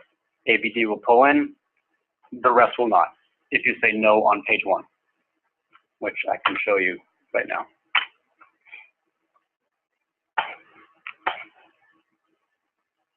You can see ABD is the only source that pulled in, and it skipped all those other organisms that did not have an upload code. So that's the setup for microbiology. The other setup that you see often is on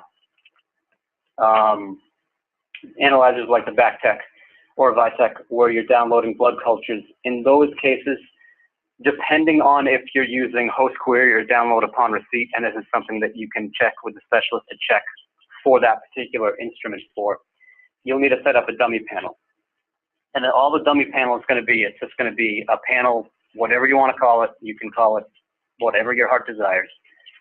And then, again, the name can be whatever you want. There'll be no susceptibility procedure attached, but there will be whatever your blood culture is attached. So, BC. And then because you have this set up, if you save this, then the blood cultures will download and the demographics will download. So that's the setup for any blood culture analyzers. But like I said, that differs depending on if you're using host query or download upon receipt. So that's something, if you don't want to just try it on your own and see what does or doesn't download, you could talk to your specialist to see the particular setup for that interface because they do differ on a couple of them. So that is the analyzer type dictionary for Mike. If you have any questions, feel free to put it in the chat or the Q&A, and Cassandra is handling those duties now. So we'll hop over to the analyzer dictionary, which will eventually load. The analyzer dictionary looks just like the analyzer dictionary in lab and blood bank. Basically, it is all the same stuff. You have your mnemonic, active yes or no, your name field. Again, everything is site specific, so you need to have your specific site. That's a required field now, so it will yell at you if you don't have a site defined there. The type field is a lookup to the analyzer type dictionaries you have defined, so just make sure you match it to the correct type. Based on how it's defined in the toolbox, whether it's an upload only or a bidirectional interface, you'll have access to one or both of these ports. Here's where you link to your device dictionary. I have it set up this way just because on our end we use it as a simulator. Yours likely will not be set up this way. Yours will just be set up with a link to your device dictionary port. And then you want to run the convert on the client, yes, otherwise your convert job starts running somewhere else and you run into issues that way. Downloaded status, again, it could be none, it could be received, or if we've enabled it, you have download upon order. And then the format messages only does not apply here. Barcode as identifier does not apply here because this looks like it was changed to unidirectional after being set up as a bidirectional. So because it was changed after the fact, it is grayed out now. And then you can set up your broadcast download rules or restrict to different priorities, again, if you have a bidirectional interface. Now we will take a look at an example I have on the Mic Analyzer desktop. I will go into my microscan batch, so by selecting it and then clicking process. So you'll see I have two examples here. I'm actually going to go into options like Cassandra did and change refresh seconds to 0 so it doesn't refresh on me. The first transmission I see here, you can see the flags. I don't have any flags, so it looks like if I click the plus sign and I have raw data enabled, you can see everything that crossed. You can see it was a throat culture. You can see the prompts that came with it. You can see the organism that was ID'd. The procedure that I uploaded, this was that AST67 that I talked about in the analyzer type dictionary. Because I had that defined and then because I sent that as my uploaded panel, it was able to match to it. And then looking even deeper at the raw data, you can see that the two antibiotics I sent here, AM and AMS, they sent with their reactions here. So if I were going to result this example,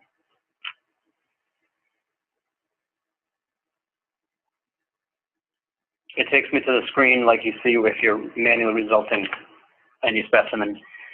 I can hit E for enter results.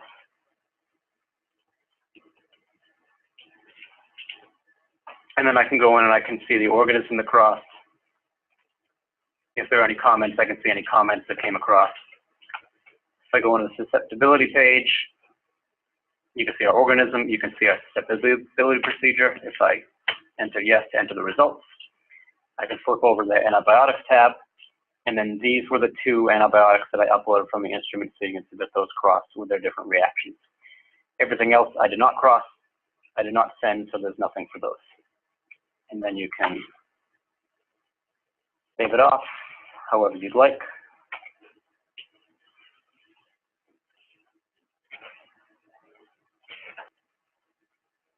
And then we're brought back into the batch. Now this next example, you can see it as an E because it has an error.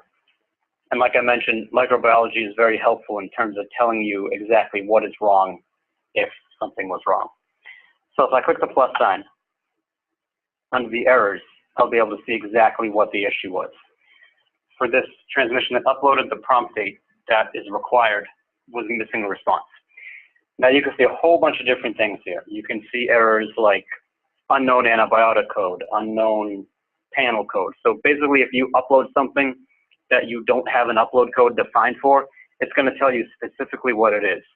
So then you can go right over into the analyzer type dictionary go right to that field that it's mentioning, and you can define your upload code for your antibiotic or your panel or whatever is telling you doesn't have an upload code. Then you can see other things like unknown susceptibility.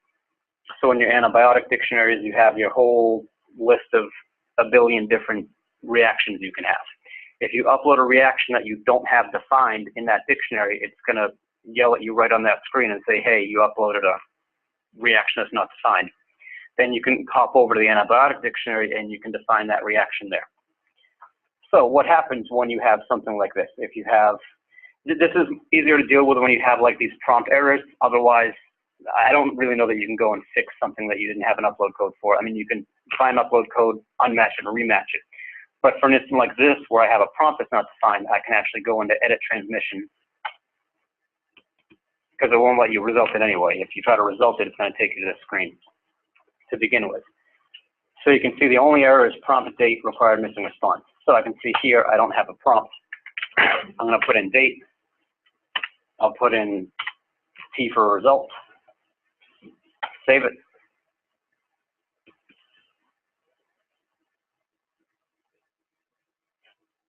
Now I have a warning.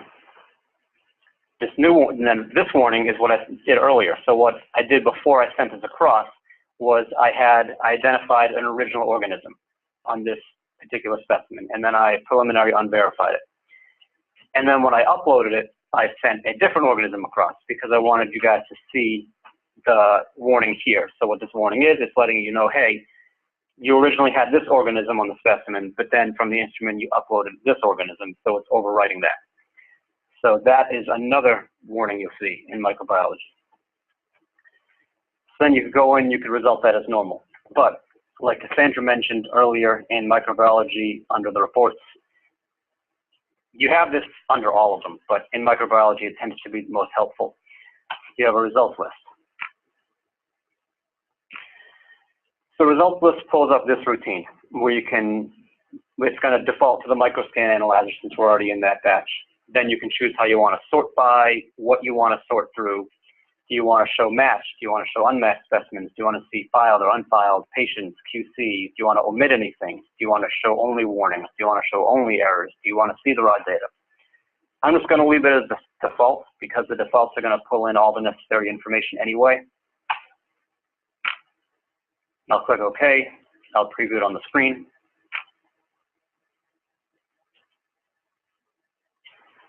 And then you're going to see everything that I showed you earlier. You see prompt date was missing. You see that, so this was the first transmission I sent that I actually fixed before I showed you guys. It was the first transmission I filed. It didn't have the prompt date. The organism was also missing a prompt that needed a date. So it shows you all the errors and different warnings that cross. You can see for the latest one that that new organism merged over the old organism. So even though you can see all of that stuff on the raw data screen, as long as you're using that plus sign drop down, this is just another way to view any errors, any warnings, or any information that crosses for that transmission. So this is a very, very detailed report that could be useful for troubleshooting. So I will close out of micro. I will hop back over to the presentation and skip through these because I showed you these.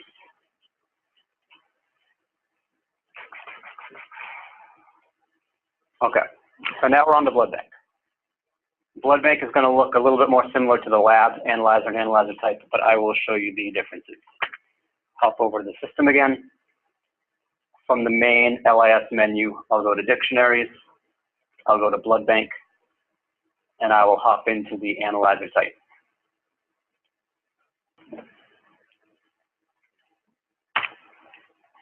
I'll do a lookup, and I'll pull up my echo setup.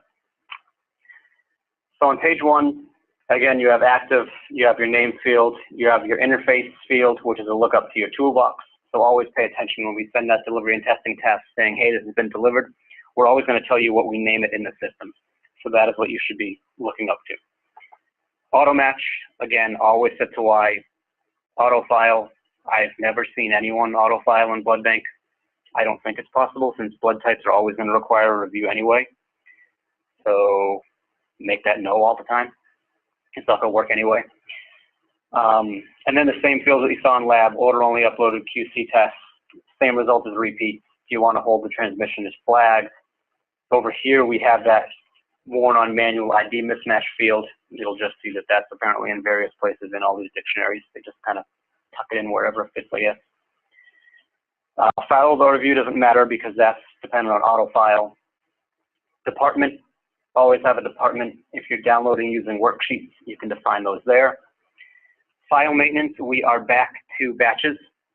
Blood bank is like lab in that you'll open your daily batches and they file and maintain based on the setup in here. If you're running QC, again, always define the QC mnemonic that is uploaded with the material from the instrument here. Otherwise, it's not going to match to any QC in Meditech. Data manager mappings. If you are using a data manager in blood bank, like I think an IH1000 is the most recent one I've seen. Again, every instrument attached to that is going to have a different code that uploads, and you define that code here and you map it to the correct method that you've created for that code. Page 2, always have a default prefix and any other prefixes that are run on this. And in lab and blood bank, I'm not sure about how it works in micro, but in lab and blood bank, it'll actually yell at you if you try to define a test that has a different prefix. You won't even be able to say the dictionary. It'll say, hey, test so-and-so doesn't have prefix defined in the analyzer type dictionary, and then that clues you in to go and fill it in over here. Desktop defaults, these are what you sort by in the desktop like we've been seeing. Do you want to sort by transmission number? Do you want to hide the complete ones? And you always want to default to download barcode as identifier. If you're uploading transmission codes, you can define those here. The code will be exactly what is sent from the instrument. Then you have the free text field, and then you have your review and restrict fields. The review makes sure that it's flagged for review, and the restrict will actually remove it from the results so that you can only see it in that raw data dropdown if you click the plus sign and you have raw data enabled. Page 3. For the most part, this looks exactly like lab, where you have all of your different channels up here. You define your tests. You always need to put a method, and then you put your upload or download code. Generally in blood bank, it downloads by like panels or groups. So like your overall blood type test, that'll have a download code. Your ABS test, that'll have a download code. But the individual tests, the AA, the AB, the AD, et cetera, those typically don't have download codes. A good way to check for that is when we deliver a blood bank interface, there's always a custom spec section of that attached. And in that custom spec, there's a whole section called QC notes, QC and testing notes. That's like 1 billion pages long. And that has set up like the analyzer upload and download codes, and then it has a whole bunch of different scenarios that you need to complete in order to make sure that the interface goes live. So you actually need to fill out, print off, or scan, and then upload that to us before we can move the interface live, you know, the FDA regulations and all. So they need to be filled out and signed before you can move it live. But what the larger point I was getting to there is that usually we list off the upload or download codes in there, or what the naming conventions are. The vision, which is the most recent one we've been dealing with, I think those are all user defined. So I'm pretty sure you can just define those on the vision and then match up your upload codes here. And then for certain things like retyping and things like that, we do have certain setups that require an MIS map. So that's usually something we'll communicate with you. The map field is the other important part. This needs to be attached to the blood type field. And that's going to be in the instance where I think this is with most analyzers now. They send a different blood type than what you usually define in your blood type dictionary. So like we first saw with the echo, it would send A neg, where you guys would have AN or something else defined. So we ask that you set up an MIS map where you say that, hey, if A neg is sent across, you're going to map it to this blood type in our blood type dictionary. And then when you make that MIS map, you attach that MIS map here. So that way, whatever the instrument's sending, it's going to match what you have in your dictionary. And the example I have for blood bank in the desktop is going to be an example of that gone wrong. So that'll be fun. The other difference, so the other similarity is that you attach a test to each channel here. The biggest difference is for the ABS test. So the ABS tests need to be made a component of the main ABS test here. So you have all your different screen tests, and then you make it a component of ABS. But make sure that the ABS test is not a component of itself. I don't know if that causes any issues. I was just told not to set it up that way, so I'm relaying that message to you. So the screen tests are all components of ABS, whereas the blood type tests, they don't need to be components of anything. And the reason you're making them components of the ABS test, I will show you when I go into the desktop in just a minute. So that is the entirety of the analyzer type dictionary for blood bank. We'll take a quick look at the analyzer dictionary. A quick look because it's the same as the lab dictionary. And takes just as long to load. So I'll pull up my echo. And then again, you see you have your actives, your names. It's all site specific. You'll look up to your analyzer type dictionaries.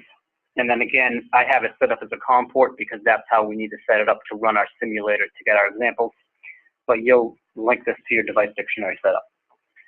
All this will be blank for you. And then if this was a simulator or interface that downloaded, you could have access to, do you want to download upon receipt, yes or no? Do you want to use the barcode as identifier? Do you have any rules, or do you want to restrict priorities? But because this is defined as a unidirectional interface, I do not have access to that. We'll hop over to desktops. I'll go into blood bank.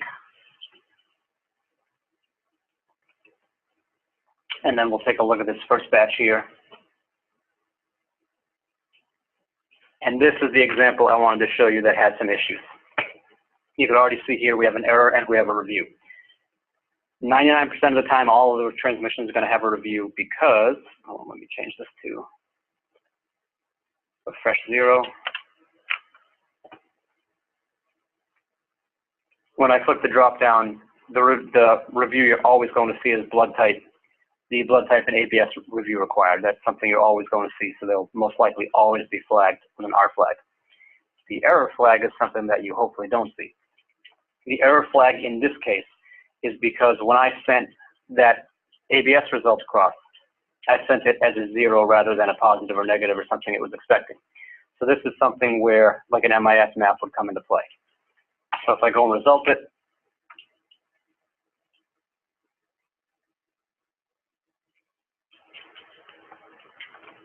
that's just a warning letting me know this specimen is super old because it's from January. If I go and result it, you see the error pops up here. It's letting me know that it was expecting a positive, negative, or other result. And right here we have it as a 0.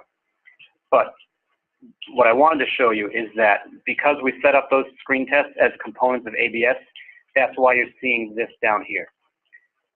So if I change this to positive what it wants, or negative,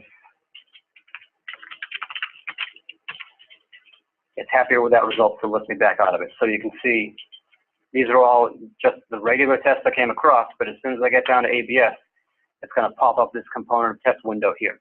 And that's where you can see the screen tests I crossed. If you didn't make those components of the ABS test, they wouldn't cross this way, they wouldn't link to the ABS test, the calculation probably wouldn't have fired, and you would have had probably more issues and errors there. Otherwise, I can just file this. I'll verify all results, and I'll save it. So that concludes the lab, micro, and blood bank dictionary portion of this.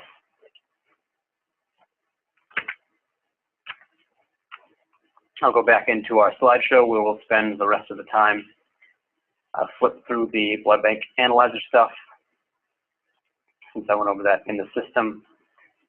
And then next, we're going to look at the troubleshooting section. I will just take a quick few-minute break so you can get out any questions you have on microbiology or blood bank, and then we will finish off with the troubleshooting section. All right, so we're going to finish off with the instrument interface troubleshooting section. This will go over stuff that you may encounter. I don't want to say on a day-to-day basis because I hope it's not on a day-to-day basis, but stuff you may encounter when testing or using interfaces. So the first thing, which we've talked about a bit already, are device watches. So we'll talk about what a bad device watch looks like. A bad device watch is going to have, so if it's blank, there's going to be no connectivity at all. If it's blank, it means nothing got to us. So there could be an issue with the term server, there could be an issue with cabling, it could be any number of hardware things. But a blank device watch means there's nothing. High ASCII, it means there's a settings mismatch. So what high ASCII is like Cassandra talked about originally when going over device watches, there's a little report button on the bottom of the device watch screen, and that pulls up the ASCII report. So that's where you can actually see stuff that kind of makes a bit more sense than the stuff you'll see in this screen that's screenshotted here. And high ASCII is anything 128 and above. So if it's 1 through 127, you're probably good to start testing and see what happens. If it's 128 or above, you're likely not going to get anything to actually upload because it could be a setting mismatch between the term server and the instrument. That is the most likely cause we see for high ASCII. So that's stuff like the baud rate, the data bits, the stop hits, the parity. That all needs to match between the instrument and the term server. And that's usually the cause for high ASCII. Null characters, if you see just a whole string of zeros coming across, that means we're getting null characters likely from the term server, and that's something that needs to be, I think you could turn those off from the term server. That's something you should be able to do on that end, but all zeros is also a bad device watch.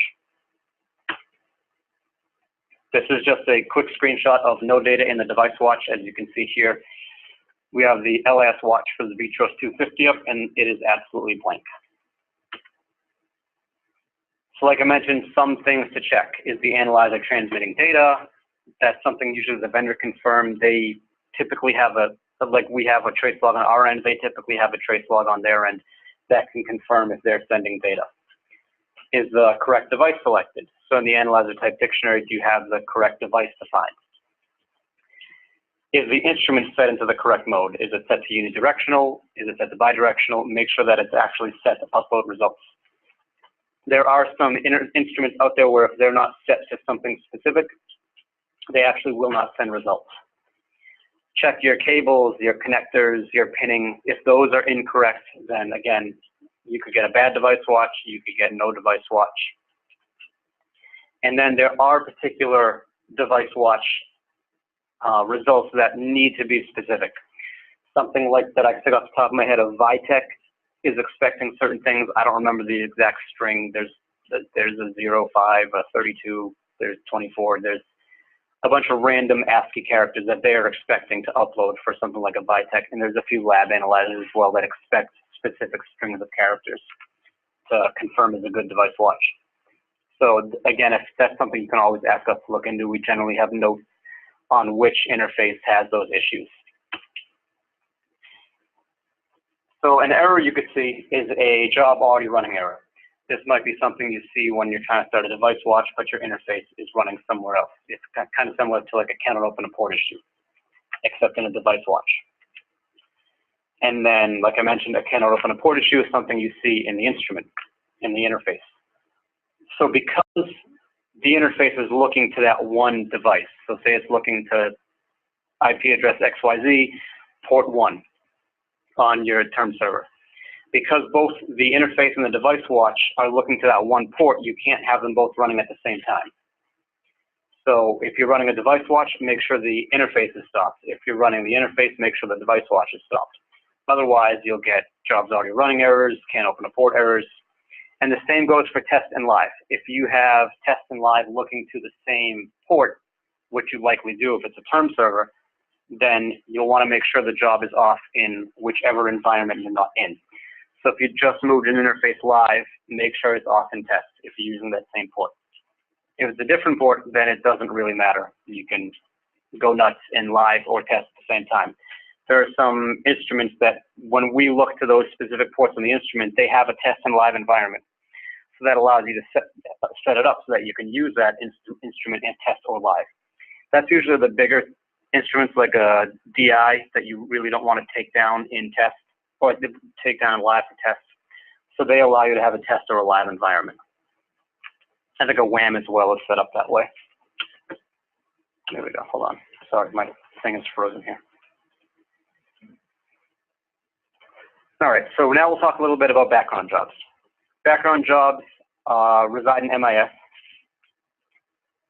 and they are created after you file the Analyzer Dictionary. So once you file that Analyzer Dictionary, after you've created the Analyzer Type Dictionary, the two jobs that are created are the Analyzer job and the Convert job.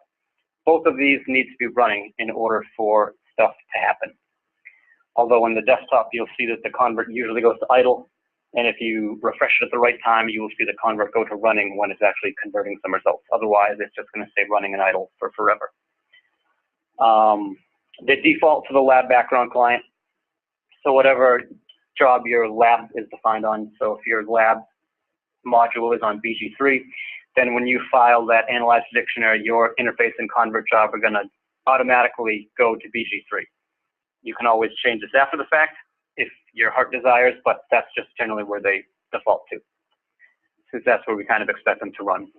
Also in MIS, the monitor and that BG daemon itself need to be running in black for everything to be working properly.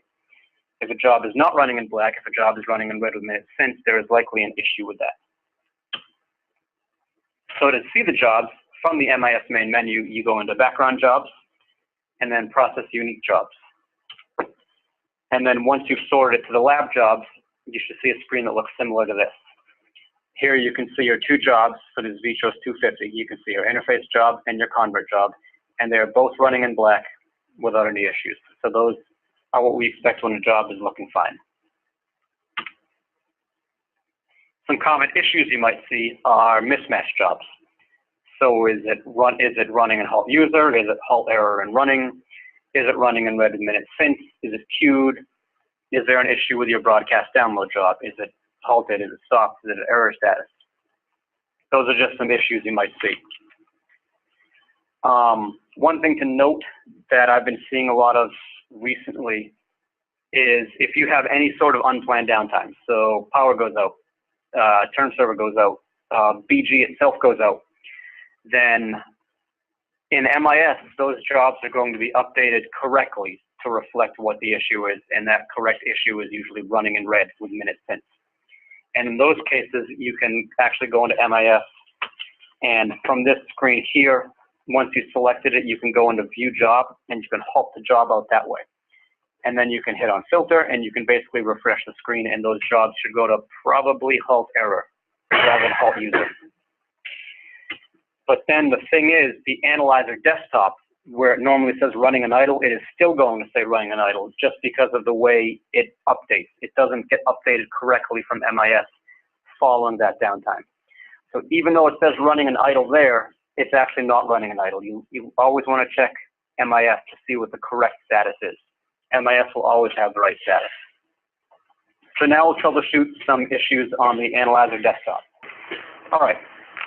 So the first thing we'll see is if you have an analyzer missing from the desktop. So say you go into your list here, and you can see that the VTROS 250 is here, but you were expecting to see anything else. Your DI, your Vitus, you're expecting to see some other interface, but it's not there. Some things to check. Are you in the right lab site? Like we talked about earlier, each interface is lab site specific. So if you're not in main lab and your interface is defined for main lab, you won't see that interface there. Is it active in the Analyzer Dictionary? If it's inactive in your Analyzer Dictionary, then you won't see it in your list there. Does your user have access to confidential tests? If you add any sort of confidential test to an Analyzer type dictionary, then a couple things will happen. You may not see the interface at all in the list like I just talked about. Or you may get unmatched transmissions. And those are just two things that happen if your user or the AutoWins user doesn't have access to confidential tests. So first we'll look up that setup in the Analyzer Dictionary. Is it set to active like we talked about? And are you at the right lab site? So this is set up for main lab. Were you in the main lab website, lab site? Next, here you have a confidential test. Yeah, see that this test is set to confidential. Why? So then you want to make sure that in your access dictionary on page 2, that user has access to that HIV confidential test. Here's an error we hope you don't see. It says required routine missing, call Meditech. First, there's a couple things you can check. Is the correct interface defined in the analyzer type dictionary? Once you've confirmed that it's the correct interface, then you can call us. Maybe there's something programming needs to check out.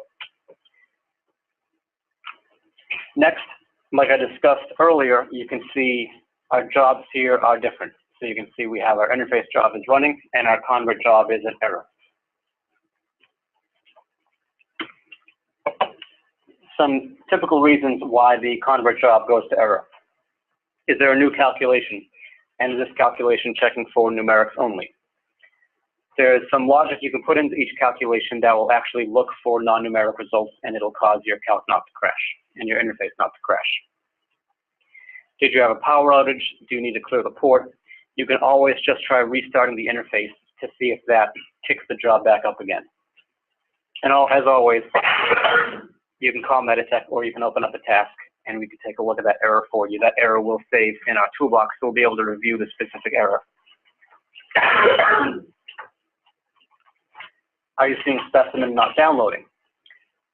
So in this example here, you can see we're on our Orders to Analyzer tab. And you can see on the status, normally you're looking to see something like accepted, downloaded, but here you see queued. Something you might also see is rejected. Rejected is something you often see on the dimension analyzers. If you have even one download code incorrect for a whole panel on a dimension, then you're going to see rejected for the entire thing. But here we're looking at this queued download. So here's some things to check for that queued download. Is there a valid connection? I'd say do a device watch, but the device watch doesn't work on downloads. Device watch only shows uploaded examples. So check your cablings, check your pinnings, check all that. Is the analyzer actually bidirectional, or is it set to be bidirectional? Like, are you trying to download something on an upload-only analyzer? That's something we can confirm for you. Do you have the correct download codes defined? Like I mentioned for that dimension, if you don't have the correct download codes, it's just going to flat out reject it. Check for any messages or errors on the analyzer. Most typically, probably a host query timeout or something like that. That 9 out of 10 times that indicates there's an issue with the connection somewhere. Is the correct download port information defined? So in your device dictionary, are you looking at the correct download port? For example, if you have an instrument like the WAM or the RapidCom or something that has multiple ports for uploading and downloading, you want to make sure that you have the correct one in the correct field. And then is that broadcast download job not working? That's something you can see from the system processes screen. You'll be able to see the broadcast download job and then the last time that a download occurred. So if a download hadn't occurred for a few hours, then it's safe to assume there's something wrong with that job. Now, you could try just halting that job and restarting it from the system processing screen, or we could take a look. But how the broadcast download job works is that once you halt it and restart it, it'll kick on the next time there's a valid download. And if you notice that it's not kicking on, even though you have things you're expecting to download, then definitely let us know so we could take a look, so we can make sure the job's not hung somewhere that there's another issue with it.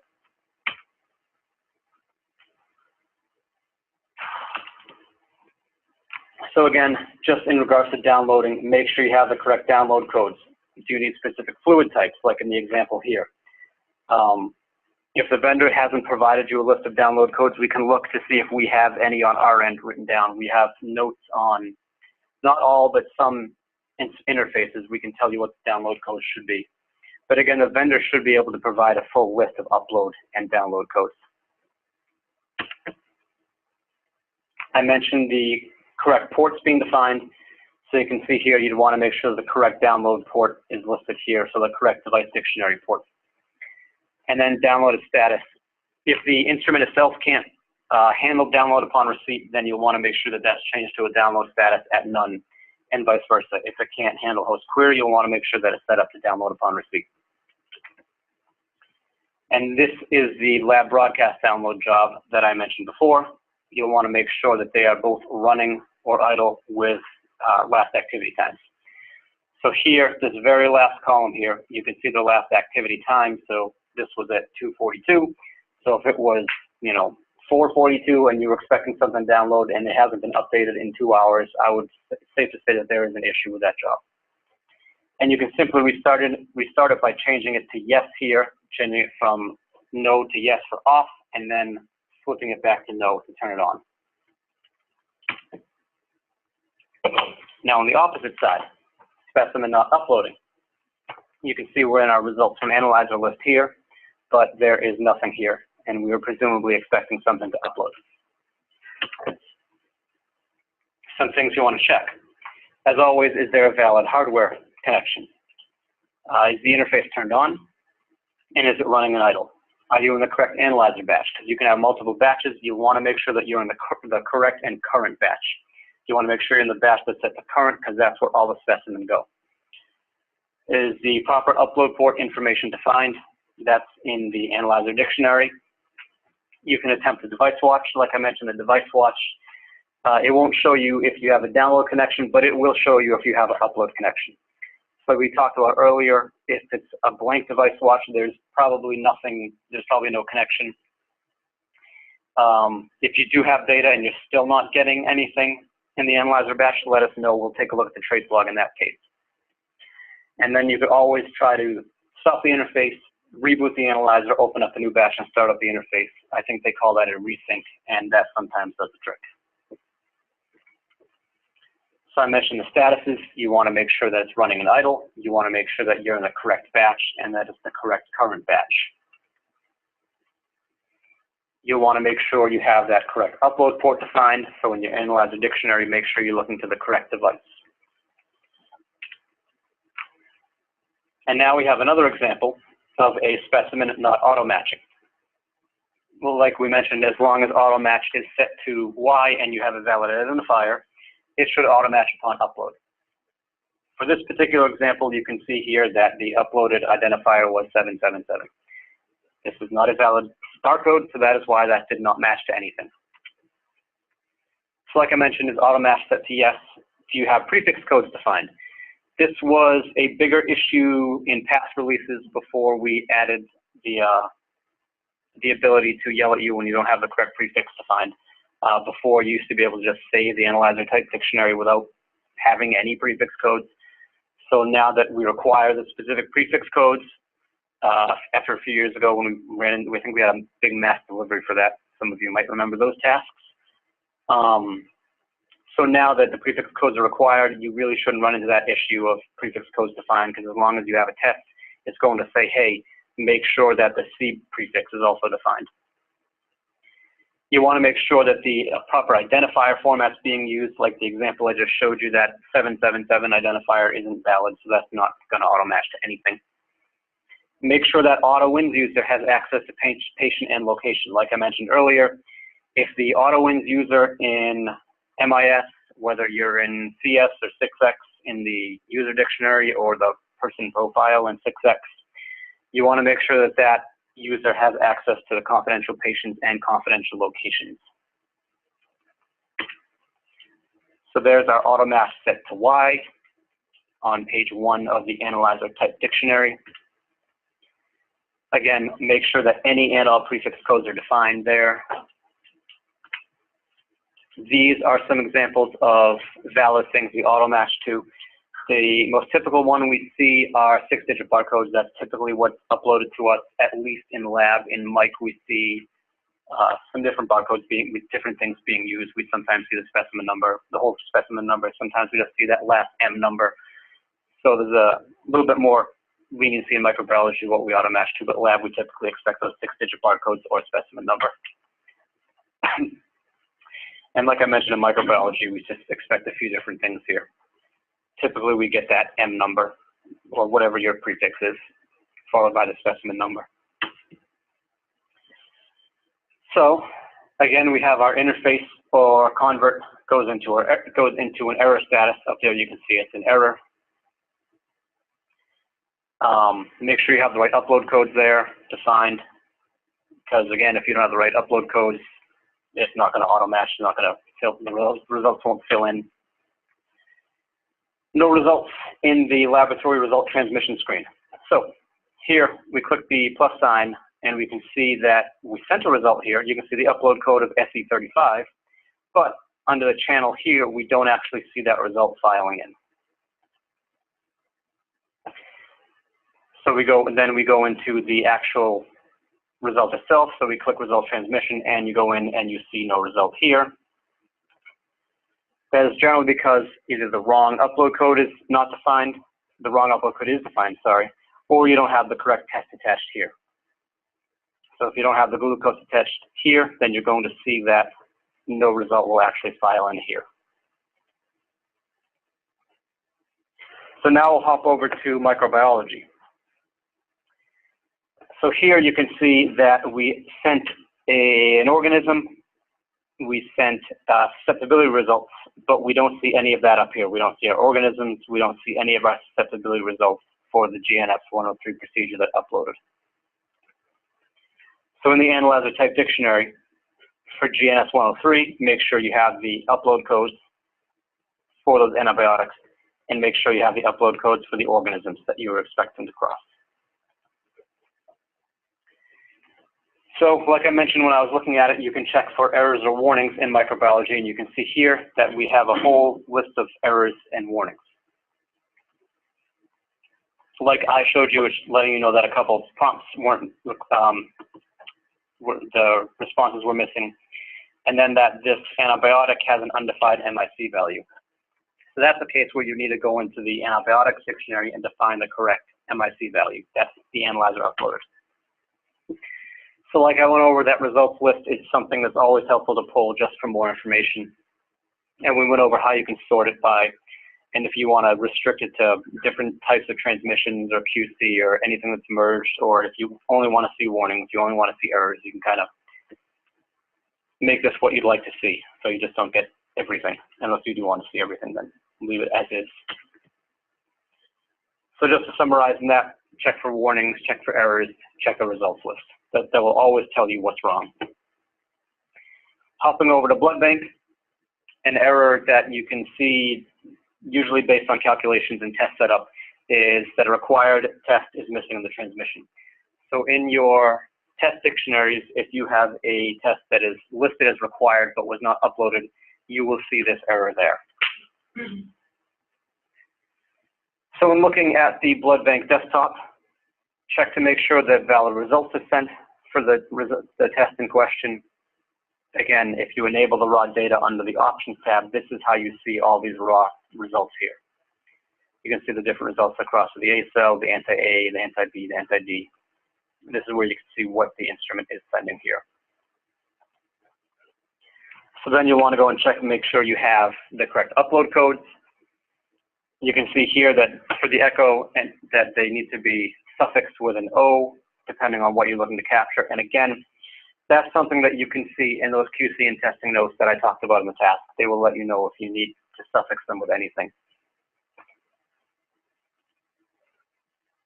And then we'll look at our calculation here. Are you expecting the correct blood type? These are the labels that you're expecting, and the correct results coming over to match what you're expecting. That's what we talked about, having the results match. So here we have missing ABS results. You can see we're on our AB screen here. We have all our component tests, but there is nothing filling in. Like I went over in the dictionary, when you define your screen tests, you always want to make them a component of that ABS test.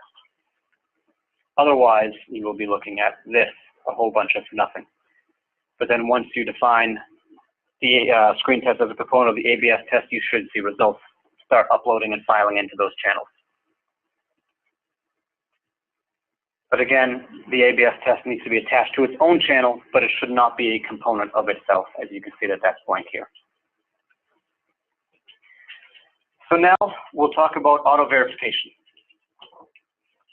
So auto verification, it allows for results that are sent through the instruments, usually instruments that do auto verification on their own, like DI, the WAM. A lot of those big data managers, they do auto verification in them. So when they cross to Meditech, you just want those to pass through. Or if you just have any type of other interface where you just want the results to pass through. The 6X and CS platforms currently have two options available, like Cassandra briefly touched upon, auto file and auto release. As with anything, we always recommend thoroughly testing these in tests before you take them live. And then Cassandra also mentioned the enhanced auto file, which I won't be going over today, but there will be classes on some point in the future to go over all the different aspects of that, which is a bit more rules-based and allows you to control each channel based on rules, rather than the current system, which, as you'll see, is kind of an all-or-nothing setup. The first auto verification we'll look to is autofile. Autofile is a yes or no field on page 1 of the Analyzer Type Dictionary. And like I just mentioned, it is an all-or-nothing option. It's all tests. You can't restrict what auto files. You can restrict what auto verifies, which I'll go over shortly, but you can't restrict what auto files. It's everything. File without review is set up right under that in the Analyzer Type Dictionary. We can set up if you want anything to file without review. So say you want comments, you want deltas, you want criticals, you want abnormals. You want all of that to just pass through and not auto file and not hold it up because it's all done on the instrument. You can set up whatever you want under there and they'll all pass through and they won't get held up. So, like I just said, if you set it to Y, if you fill out file without review, then it's just going to bypass everything and it's going to pass through and it's going to file. You can define transmission code functionality to set review flags for different things, but that's contingent on the instrument sending those review flags and codes. So, on page 1, you have autofile. This is where you set it to yes or no. If you don't want to use autofile, you set it to no. Otherwise, if you're going forward with autofile, change that to yes. Right below it, you can see your file without review. This is your lookup, and you can see different things like abnormals, deltas, criticals, comments, previously verified, all kinds of different things that you may want to just pass through without needing to file. That's the first part of the setup. Some things to remember about autofile is that it does not look to QC. Auto release, which I'll talk about in a minute, does look to QC. Autofile does not. So autofile cannot be used at the same time as auto release. Only use one or the other. If you try to use both, you could run into some weird issues, and we recommend not doing that. On page 3 of the Analyzer Type Dictionary, Cassandra mentioned that VER field that is attached to every single channel. That VER field is a yes or no field. And if you hit yes in that field while using autofile, then that channel will auto-verify. Otherwise, it will just auto-file, but not at a verified status. It'll just file unverified. So here's page 3 of the Analyzer Type Dictionary, and you can see that all these channels are set to verify yes. That means all these channels, as long as they meet and there's nothing holding them up based on the file without review stuff, it'll auto-file and it'll auto-verify. When you look at the reports, you can see here that when you're using auto-file or auto-release, that it will show up as the entering verifying user will be auto-ins. Now, if you're using a data manager like the CentralLink, the WAM, the DI, something like that, where you want the verifying user that verified it on the instrument itself to cross, let us know, because that is something we need to set up as a custom. We need to set up a global custom for that, and then an interface-specific custom for that. So that way, auto-ins in those cases would be replaced by whatever user the instrument is sending. There's also a couple things we can do to get around that in terms of the big global custom, which may or may not come with a cost now. We can actually send, as long as it can send in that field, we can capture the user uploaded by the instrument as a comment. So that's something we're seeing a lot of sites doing now to get around the entering and verifying user custom. You can just capture it as a result comment, and they'll capture that way. It'll still report out as entering and verifying auto-ins here, but you'll have a comment saying the actual enter and verifying user from the DI or the WAM or the CentralLink or whatever the data manager is. Next, we'll talk about auto release. Auto release is a different beast on its own and is controlled in the analyzer desktop and is run by a background job. It's turned on and off in that desktop by an auto release button, which can be restricted to access so people don't accidentally turn it on and off if your hospital doesn't use auto release. And it uses a background job that's kind of on its own, so if you don't turn that off, that job's going to keep running. So like I mentioned, it's turned on and off from the desktop. You can restrict access in the access dictionary. Again, like AutoFile, you can use transmission code functionality, but the instrument needs to be able to send those codes to begin with. We need that's something to capture in order to use it. It's governed by a background job, but you start in the desktop, and the criteria for auto release is defined by the technologist on a pop-up screen that happens once you hit auto release on. Also note that it is reliant on QC. In order for auto release to work, you will need valid QC.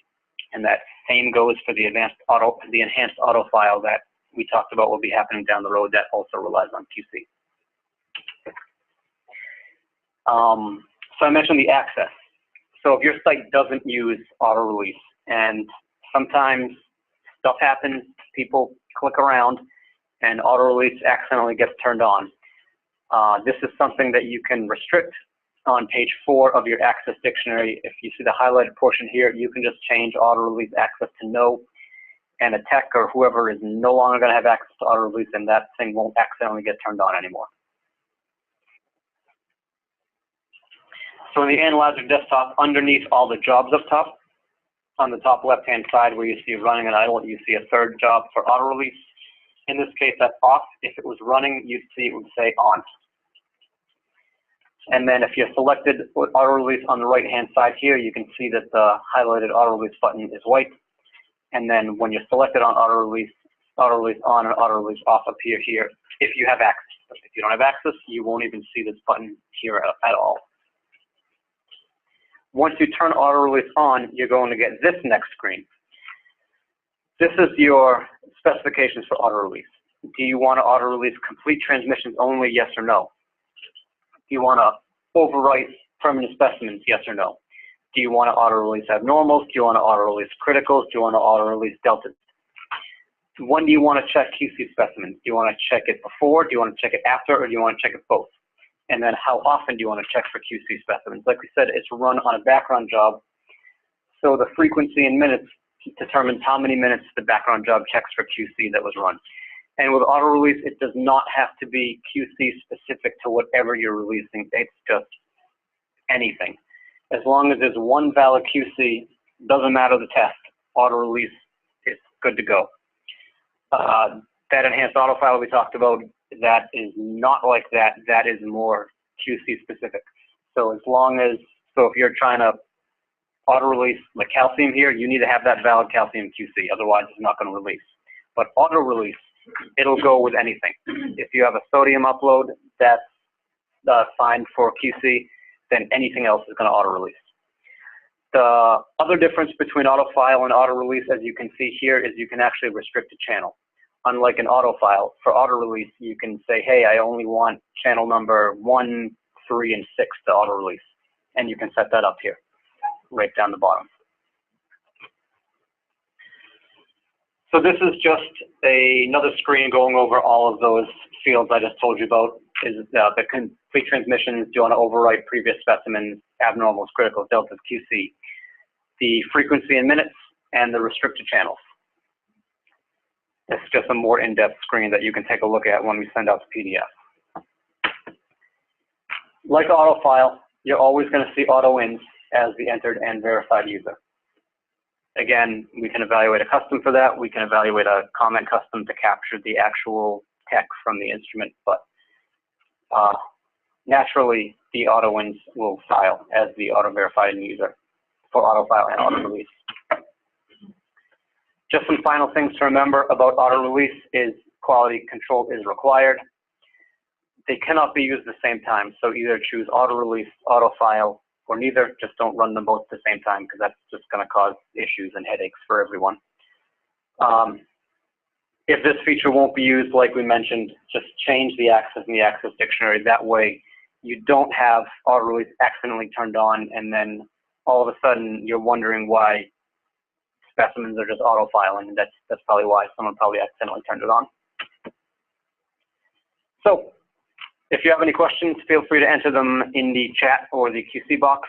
We will stick around for a few minutes to answer them. Otherwise, thank you for joining and have a great day.